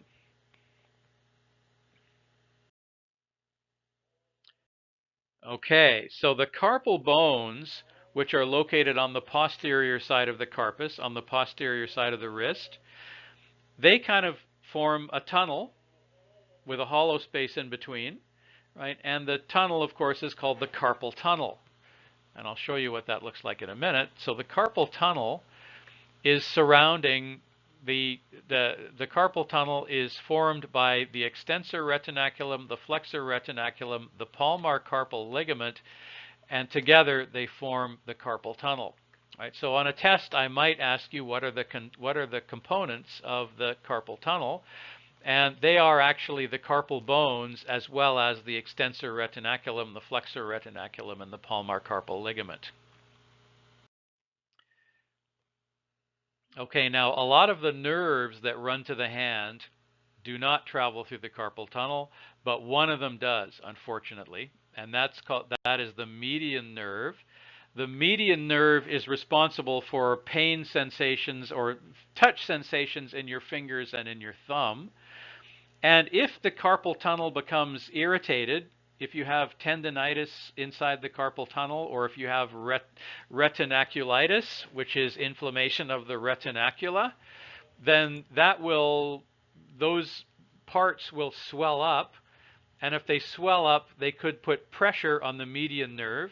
And generally, when you put pressure on a nerve, it causes pain. It's called a pinched nerve. Pinching the nerve means putting pressure onto the nerve, causing pain. Right? So if this happens, if you have inflamed tendons inside the carpal tunnel, the median nerve will be pinched and you will feel pains in your hand. And that's a very, very common problem with people who are typing all day, like most of us. It's a danger, right? So a lot of people have carpal tunnel syndrome. It's usually caused by improper typing posture, particularly if you rest your wrists on the edge of your desk while you're typing. I catch myself doing that 2 or 3 times a day, and I try to concentrate and not do that, but that's easier said than done. And that's one of the most common causes of carpal tunnel syndrome. Okay, so if the ligaments become inflamed, they swell up and they compress the median nerve, and that causes pain. Okay, so here you can see in yellow the median nerve running through the carpal tunnel.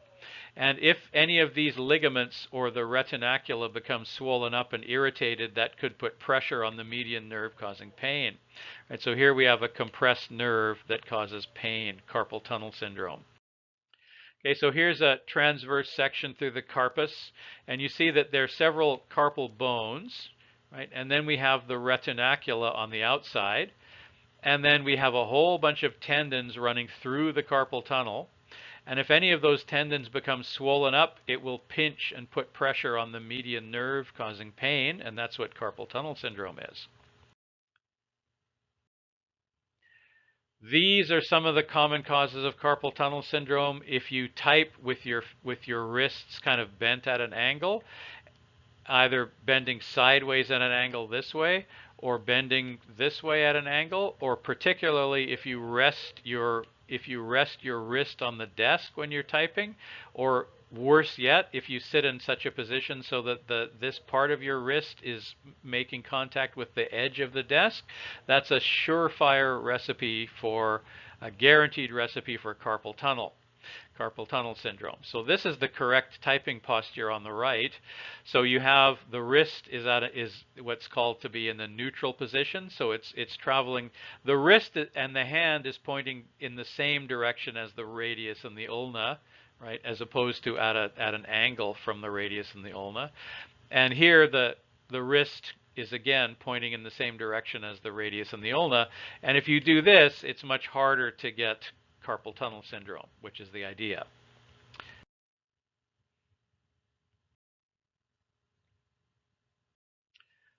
Okay, unfortunately, we have to learn a few examples of the intrinsic muscles of the hand. So these are muscles that are actually located within the hand itself. Okay, so the thenar muscles operate the thumb, and that little bump located below your thumb, very obvious on your hand, is referred to as the thenar eminence. An eminence is a bump that stands out. It stands out from the rest, right? So eminence has many meanings, and that's one of them, meaning that it's conspicuous and more visible than the others. Eminence, right? So it's a title as well. When you call somebody your eminence, you're referring to a dignitary who's more visible than everybody else. So the thenar eminence is that bump. The thenar muscles are what operate the thumb, and these are the muscles that operate the thumb from within the hand. Right, so we already talked about the extensor pollicis and the flexor pollicis, which are extrinsic muscles of the hand that operate the thumb. The thenar muscles operate the thumb from within the hand. The hypothenar muscles operate the little finger. So on the opposite end of the thumb, the area where the thumb is, we call those muscles the thenar muscles. And then on the opposite side of the hand where you have the little finger, that is referred to as the hypothenar muscles. And then the little bump that's located at the side of your hand where the little finger is called the hypothenar eminence. Right. And then in between, you have some muscles that are referred to as the intermediate muscles, and then they operate the three middle fingers. So we have the thenar muscles that operate the thumb. We have the hypothenar muscles that operate the little finger. Okay. Now, some of the other thenar muscles, the flexor pollicis brevis is an intrinsic muscle of the hand that originates in the flexor retinaculum, and it inserts into the thumb proximal phalanx, not the distal phalanx, but the proximal phalanx. And then the abductor pollicis brevis is an intrinsic muscle located within the hand that has its origin within the flexor retinaculum and insertion point in the thumb proximal phalanx that pulls it in the opposite direction. Okay, now notice that with these two muscles, we've broken with our convention of calling them a flex. If you have one muscle that you call a flexor, you call the other one an extensor. That's the normal practice. But in this case, we've broken with that tradition, and we have a flexor muscle, and then we have an abductor muscle. So instead of an extensor muscle, we're calling it an abductor muscle. Right, so there's the flexor pollicis brevis. There's the flexor pollicis, the abductor pollicis brevis. All right, so the little finger, the flexor digiti minimi brevis, has its origin in one of the carpal bones, which is referred to as the pisiform bone, and it has its insertion point in the little finger proximal phalanx. And then the abductor digiti minimi has its origin in the pisiform bone as well, one of the carpal bones, and it inserts into the little finger proximal phalanx on the other side, pulling it in the opposite direction. So once again, the little finger, the pinky finger as it's called, it has a flexor muscle, and then the other muscle is not called an extensor, it's called an abductor. Okay, so there's the flexor digiti minimi brevis. And there's the abductor digiti minimi. All right, now we have some muscles that are located in between the metacarpals. Okay, so these are called the lumbricals. These ones that are located in between the metacarpals are referred to as the lumbricals in here. Right.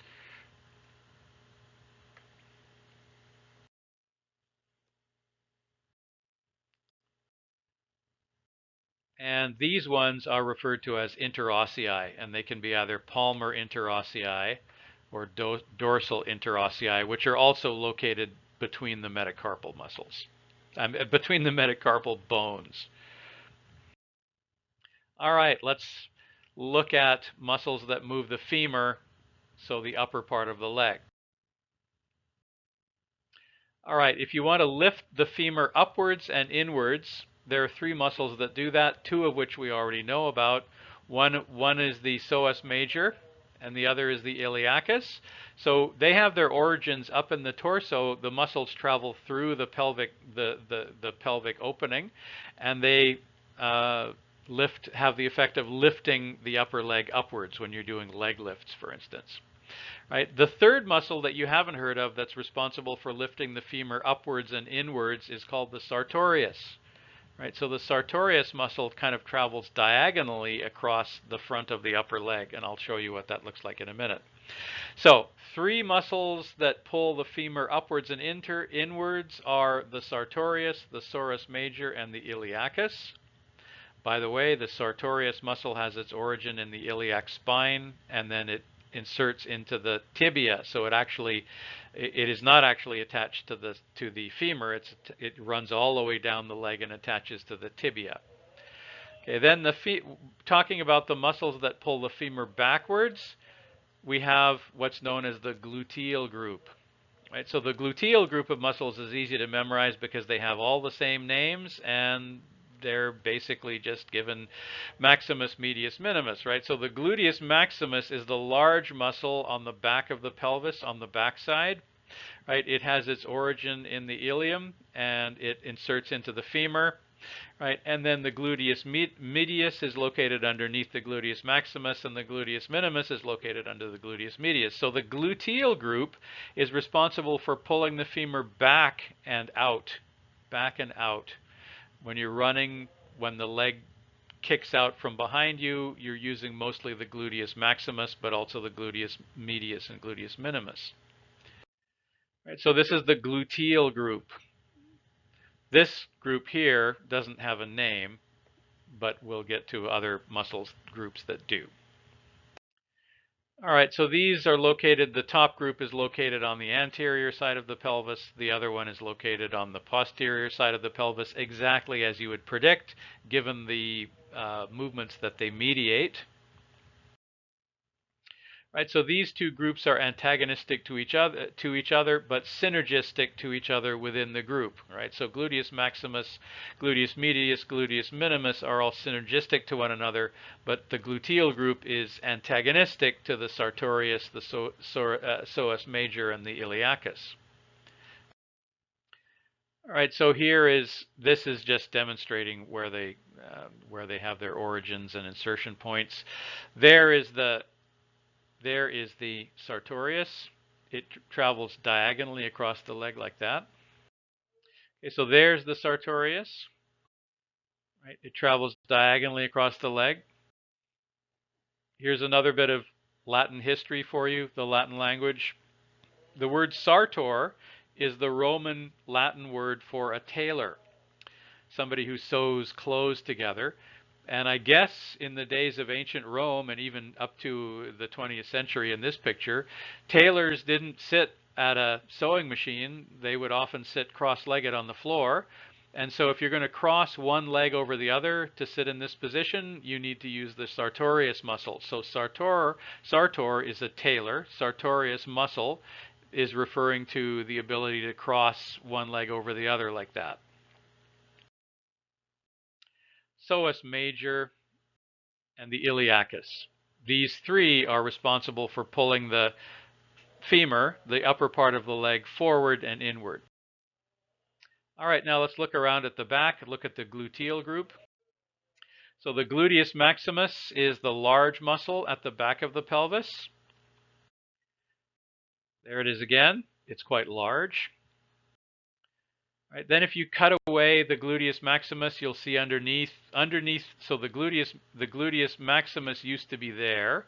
Somebody cut it away so you can see the gluteus medius underneath and the gluteus minimus underneath that. So there are three layers of muscles there that add quite a bit of strength to the backward kick of the leg, which is what allows us to run so fast. You notice that all animals that run quickly, like a horse, the bump, the curvy bumps on the back of a horse on the posterior side of the horse are their gluteus maximus muscles as well. So animals that can run very fast, you may not think that humans can run fast compared to horses, and you're right, but nevertheless they run pretty fast compared to other animals like chimpanzees and a lot of other types of animals. Rabbits and skunks and raccoons and things can't run as fast as a human. Right, and one of the reasons why we can run so fast is because we have very powerful gluteal muscles, and the muscles in the gluteal group are quite powerful.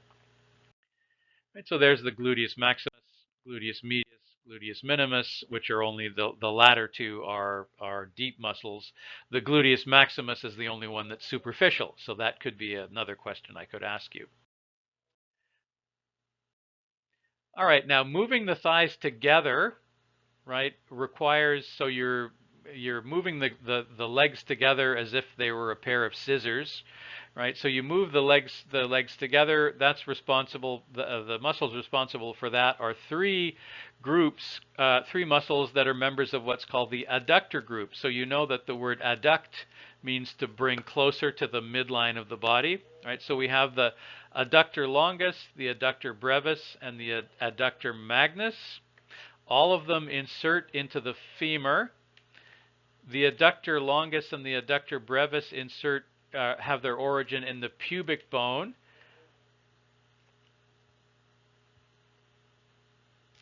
And the adductor magnus has its origin in the ischium. So there they are, right? So they are traveling from the pubic bone to the femur, and they have the effect of pulling the legs that way, closing the legs. All right, let's talk about muscles that move the tibia and the fibula, the lower part of the leg. So you're kicking a soccer ball, or you're running and the lower leg is traveling upwards with every step, right? So the lower part of the leg. Okay, so moving the lower leg forward like you're kicking a soccer ball, the muscles that are responsible for doing that are called the quadriceps femoris group. The quadriceps femoris group. Now, on the very center of the upper leg, you have the rectus femoris. It originates in the iliac spine. It originates in the iliac bone, and it inserts into the tibia. Then you have the vastus medialis directly underneath the rectus femoris. And it again has its origin in the femur and its insertion into the tibia. And then on the outside of the, towards the outer part of the body, lateral to the rectus femoris, you have the vastus lateralis. And then medial to the rectus femoris, you have the vastus intermedius. Collectively, these are called the quadriceps femoris group.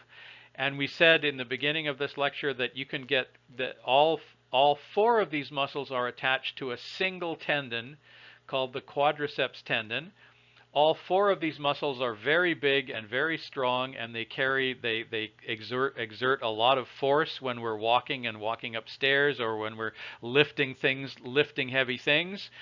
And so the quadriceps tendon is under a lot of pressure, and it often becomes irritated. And that's one of the things that starts to fall apart in your legs as you get older, is the quadriceps tendon. Okay, so this is the quadriceps group. Okay, they are all located on the anterior side of the femur. That muscle that's traveling diagonally across the leg there is the sartorius, so we don't care about that. But we do care about the rectus femoris, which is this large one right in the middle of the leg. And then to the side of it, lateral to the rectus femoris, we have the vastus lateralis. Medial to the sorry, I confused the definition at the beginning. But medial to the rectus femoris, we have the vastus medialis, and then directly underneath the rectus femoris, If we cut away the rectus femoris, directly underneath it, you can see the vastus intermedius, right? So the vastus intermedius, so rectus femoris, vastus lateralis, vastus medialis, those three are superficial. The vastus intermedius is the only member of the quadriceps femoris group that is a deep muscle. And as I said, all four of these very powerful muscles are attached to a single tendon called the quadriceps tendon. When it becomes irritated due to overuse and overexertion, you get something called jumper's knee. So all four of these are attached to the quadriceps tendon, which is in turn attached to the patella. And then extending below the patella, the kneecap, we have the patellar ligament below that. So all of these very powerful muscles are attached to the quadriceps tendon, the patella, and then the patellar ligament. If you develop problems with it, you develop something called jumper's knee. You can wear, if you have pains as a result of that, you can wear what's basically an artificial retinaculum, right? A band like this that kind of holds the tendon together and gives it more strength. All right, moving the leg backwards. Now here's an interesting thing. When you kick a soccer ball, you notice that the joints in your legs are bending opposite to the joints in your elbows, right? So when you flex the biceps brachii, let's say you're standing in anatomical position, you flex, or let's say you put your arms at your sides. If you flex your biceps brachii, your forearm moves in front of you. Now the opposite happens with your leg. If you're standing facing forward and you flex the muscles in your leg, the forearm, the lower leg moves behind you, doesn't it? That means that the joint is moving in the opposite direction. The leg joint is moving in the opposite direction of the arm joint, but we still keep the same naming system, although it's a little bit confusing. So when you flex, when you do radial flexion, you do radial flexion by flexing the biceps brachii. When you do tibial flexion, you move your lower leg out behind you, you flex the biceps femoris. So we call both of those muscles biceps, and they both have the effect of decreasing the angle of the joint. It's just that the elbow joint and the leg joint point the lower leg and the lower arm in opposite directions. Okay, so now if we look around at the back side of the leg and we do flexion of the muscles to decrease the angle at the joint, the knee joint, we have three muscles that are referred to collectively as the hamstring group. So there's the hamstring group.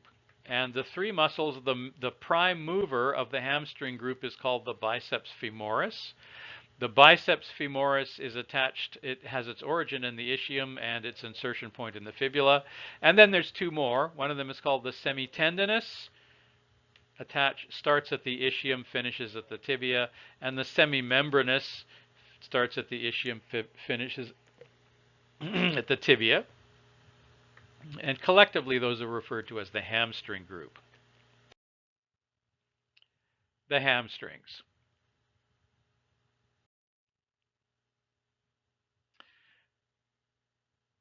And they're located on the posterior side of the femur.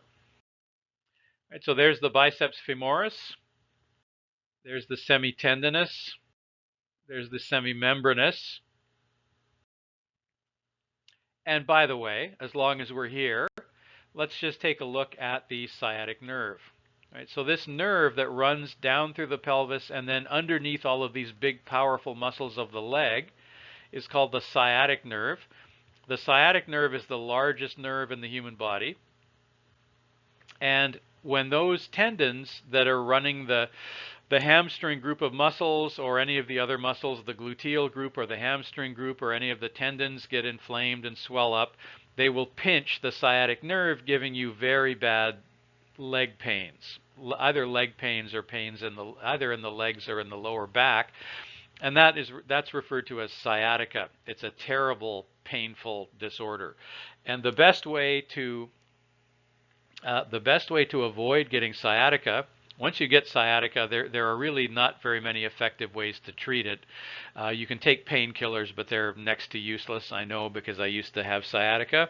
But the best way to avoid getting sciatica in the first place is to continue regular, moderate exercise.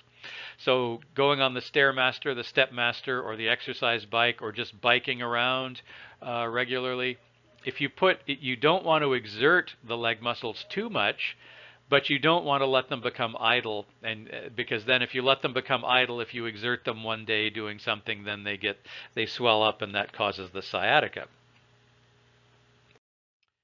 So make sure to remain flexible, and things like yoga and Pilates are very good for that. And if you remain flexible, the chances of having any of these compressed nerve pains is lessened. Okay, so there's the hamstring group. Okay, now the hamstring group, they as you can see, they have all three of them have their origin in the ischium, and then they insert into the tibia.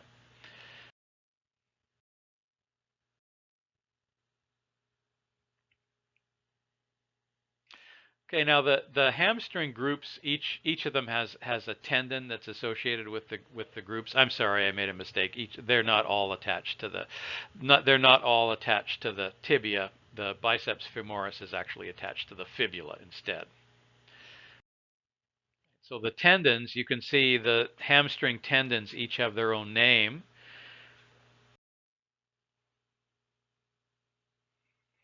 Right, so we have a medial hamstring tendons of the semitendinous and the semimembranous muscles. And then we have the lateral hamstring of the biceps femoris. And these muscles are very prominent when you look at the backside of the leg. Right, so there's the biceps femoris tendon right there. Okay, so the quadriceps group versus the hamstring group, they are antagonists. All right, let's finally take a look at the muscles that move the foot. We're almost finished with the muscles now. Okay, so now this is something you need to memorize. Dorsiflexion, because this terminology is not very obvious. Right? So dorsiflexion refers to raising the foot as if you were going to tap your toes, right? So when you raise the top, when you raise your toes prior to tapping them, that's referred to as dorsiflexion. Dorsiflexion. Now you know that when we learned about the different regions of the body during the first week of the course, you know that the bottom of the foot, the sole of the foot, is called the plantar region. Right? So plantar flexion means when you push the bottom of the foot downward, the way you do when you stand up on your toes, is called plantar flexion. Right? So when you lift your toes up and you basically decrease the angle between your foot and your shin, your tibia, that's called dorsiflexion. And when you push your toes downwards, like you're stepping on the accelerator of a car or you're standing up on your toes, that's called plantar flexion. If you're a physiotherapist, one of the careers that we mentioned, one of the things you have to do for people is you have to measure their range of movements. So if somebody has mobility difficulties, you have to be able to quantify or measure those mobility difficulties by measuring the person's range of movements using measurement instruments. And so one of the critical ranges of movement that you have to measure is the angles that a person can make with their foot when they do dorsiflexion or plantar flexion. So you take this protractor and, okay, what is this person's foot doing? Are they doing dorsiflexion or plantar flexion? Right, so they are, of course, doing plantar flexion. And you can measure the maximum angle for their plantar flexion, and you measure the maximum angle for their dorsiflexion. And then you use that to determine whether they have mobility difficulties or whether they're quite flexible or quite inflexible. All right, so what muscles do you use when you do plantar flexion? When you stand up on your toes, obviously the muscles that you're using are located on the back side of your lower leg. They're located on the posterior side of the tibia and the fibula. And the three muscles that allow you to do plantar flexation are the gastrocnemius, the soleus, and the plantaris. The gastrocnemius has its origin in the femur, and it has its insertion point in the calcaneus. The soleus has its origins in the tibia and inserts into the calcaneus. And the plantaris originates in the femur and inserts into the calcaneus. Again, notice that all three of these muscles are attached to a common tendon, the calcaneal tendon, or the Achilles tendon. Because you have three very powerful muscles on the backside of your lower leg that are all pulling on the same tendon, that tendon sometimes becomes stretched or distorted or irritated. If it becomes inflamed, you call it Achilles tendonitis. You have a problem with Achilles tendonitis, or you have problems with the calcaneal tendon. So all of these are attached to the calcaneus by way of the calcaneal tendon or the Achilles tendon. Right, so here we have the posterior view of the leg. Right, so there's the gastrocnemius. If we cut it away, we can see that underneath it there's the soleus and the plantaris. And all of them are attached to the calcaneal tendon, so you can often get Achilles tendonitis because these muscles become overstretched. The muscles are overexerted, causing the calcaneal tendon to become overstretched. Achilles tendonitis is something that ballerinas have. Ballet dancers have this problem all the time because they're constantly doing plantar flexion. Okay, now if you have cheap shoes, they do not have, well, let me start with saying if you have expensive shoes, they have a little V-shaped groove right here, which allows the Achilles tendon space, so that the back of the shoe is not constantly rubbing against your Achilles tendon and causing irritation. If you have cheap shoes, it doesn't have that. Or, unfortunately, a lot of the time, dress shoes don't have that little V shape either. So you walk around in dress shoes, and it causes irritation of the Achilles tendon as well, because the back of the shoe is rubbing against the Achilles tendon, the calcaneal tendon. Okay, dorsiflexion, raising. We're only going to learn one muscle for this, and it is the tibialis anterior. The tibialis. So the name says it all. The tibialis tells you that it's located on the tibia. Anterior tells you that it's located on the front surface of the tibia, and it originates in the tibia and it inserts into one of the tarsal bones, specifically a tarsal bone called the medial cuneiform. Okay, so there it is. We're only going to learn one muscle that moves the toe. This is an intrinsic muscle of the foot called the abductor hallucis, right? And the hallux, of course, is the big toe, and it flexes and abducts the hallux, or the big toe. And it has its origin in the calcaneus, and it has its insertion point into the first proximal phalanx, which is the first phalanx of the big toe, number 1. Okay, so here's a plantar view of the foot. There is the abductor hallucis that's flexing the big toe, right? So it inserts into the proximal phalanx of the big toe. Remember, the big toe only has a proximal and a distal phalanx, whereas the other toes have a distal, medial, and proximal phalanx.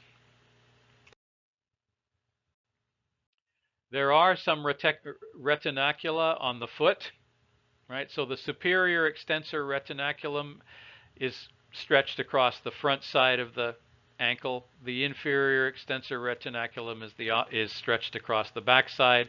And then the plantar aponeurosis is stretched across the bottom of the foot, right? And if you have uncomfortable shoes or bad shoes, you will get some irritation in the plantar aponeurosis, and then you get something called plantar fasciitis. Means the word fascia means the face, in this case, the face of the foot or the bottom of the foot. Fasciitis, meaning the face of the foot is inflamed, and it's the plantar face. So the plantar's fasciitis means that you have irritation or inflammation of the plantar aponeurosis. Okay, so you can see the superior reticulum, the superior extensor retinaculum right there, and then a little bit lower down, also on the anterior side. I think I said it was on the posterior side. That's a mistake. It's also on the anterior side. You have the inferior extensor retinaculum.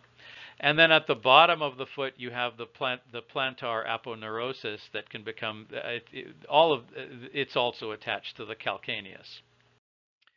All right, now notice how a ballerina's shoes mimic these retinacula. All right, so they're kind of, those ballerina's shoes are deliberately reinforcing the retinacula, and that's why they're shaped like that. They're not really shaped like that, necessarily shaped like that for the aesthetic appeal. Okay, so here we have plantar's fasciitis. So the calcaneus, the plantar's aponeurosis is attached to the calcaneus and then inserts into the phalanxes of the foot. If you overextend or overstretch the plantar aponeurosis by constantly doing plantar flexion, then you could end up having plantar fasciitis. Right? So wearing non-sensible shoes is a good way to get this, right? So if you wear these shoes with high heels, it's a good way to get plantar fasciitis. Also, if you're a ballerina or a ballet dancer, you're constantly standing on your toes and you may get plantar fasciitis as well. All right, we finally come to the end of this. Okay, so this is a summary of the muscles in the head and that move the skull, the masseter, the temporalis, the sternocleidomastoid. We learned about the erector spinale group that holds the spine upright. And then on the thorax, we have the deltoid, the pectoralis minor, the pectoralis major, the serratus anterior that are all responsible for moving the humerus bone. Then we have the trapezius for shrugging the shoulders, the rhomboid major, rhomboid minor, and that's kind of stabilize those movements, and then the latissimus dorsi that pulls the humerus downwards and towards the back. We have the rotator cuff muscles. These are a bunch of little muscles that connect the humerus to the shoulder. We have the biceps brachii, triceps brachii, and biceps radialis that are responsible for moving the radius and the ulna. We have a whole bunch of muscles in the hand. Not surprising that we have so many muscles in the hand because we have a great deal of control over our hands, great deal of intricate control over our hands, which is one of the things that separates us from all the other animals. And that's one of the reasons why we've built our entire world to be operated by human fingers, because we have so much control over our fingers. And one of the reasons for that is we have so many muscles. Another reason for that is, as we'll learn later, one of the reasons for that is because we have a large section of our brain that is dedicated to controlling our fingers. And so we have a lot of intricate control over our fingers, and that's why we've built everything in the world that we live in to be operated with our hands. Okay, so we have some muscles, the limited number of muscles that control the torso. The torso is not really meant to be bent, but some of those muscles, like the iliacus and the psoas major, can also be used to lift the legs. We talked about the pelvic diaphragm, right, and some other muscles. We talked about the muscles at the bottom of the pelvic diaphragm, and we talked about muscles responsible for breathing. We talked about the muscles in the rotator cuff. I already mentioned that. I don't know why I wrote it twice. We talked about the muscles in the pectoral girdle and the muscles on the anterior versus the posterior side. Right, and then the extrinsic versus the intrinsic muscles of the hand. We talked about what's going on inside the carpal tunnel and the arm muscles. Right, and then intrinsic muscles of the hand, pelvic muscles of the pelvis that are located near the pelvis, right? And then top parts and bottom parts of the leg as well as the foot. Okay, so actually don't pay attention to this slide. It's actually worth this is for another class, depending on which course you're in this year. When I'm making this, as of the time that I'm making this tape, this video is for the flex class, anatomy flex class, which is a distance education course. And it's worth 3%. So you will have a 2-hour test on muscles that is all multiple choice, and it's worth 3% of your grade. If we were back to normal without the coronavirus pandemic and we were in the classroom, you would have a 5% test on the muscles that would include a short answer section that's worth 3% and an MCQ part that's worth 2%. But because we're doing this course by distance education, we're going to do it all MCQ. Because the reason for that, of course, is because there's a limited number of questions that I can ask you given the fact that we're writing the test at different times. If we were all writing the test at the same time in the same place and I could watch you and make sure that you don't communicate with each other, I could ask you mostly short answer questions, which is normally what I do. But because we're in all different parts of the world, and there is the possibility that you could talk to each other about the tests, then I tend not to ask short answer questions. I tend to use multiple choice questions where the time is severely limited, so that you don't actually have time to talk to each other. You don't have time to talk to you don't have time to talk to each other and also do the questions, because the MCQ questions have a limited amount of time. Anyway, so we will have quite a few muscle questions on the muscle test, but we will also have quite a few muscle questions on the midterm and the final. So thank you very much. I believe the next lecture is on the nervous system.